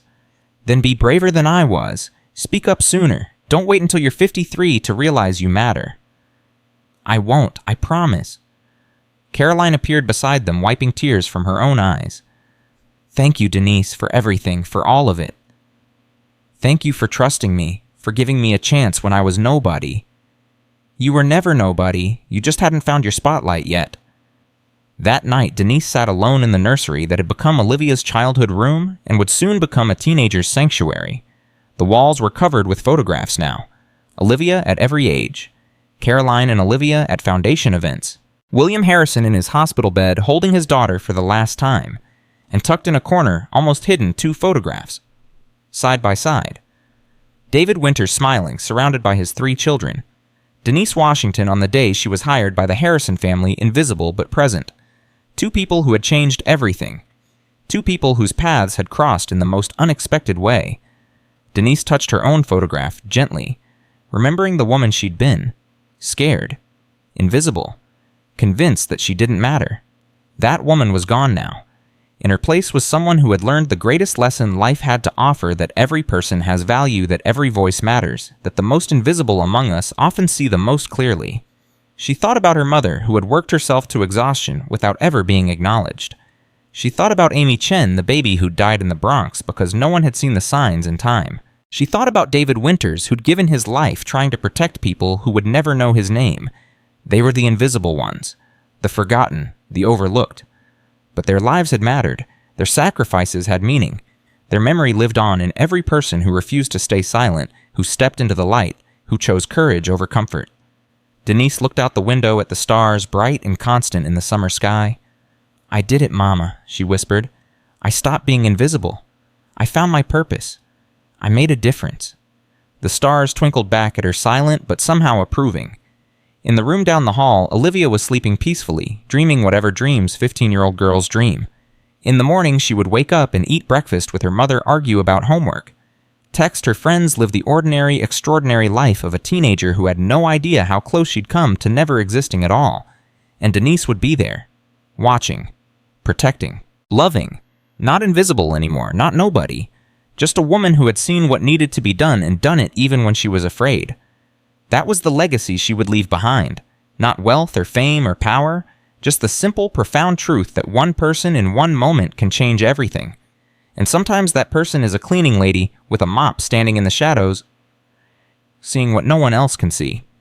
The invisible woman who became a hero, the nobody who became everything.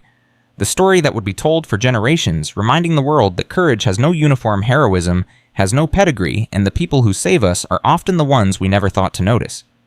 That is the truth.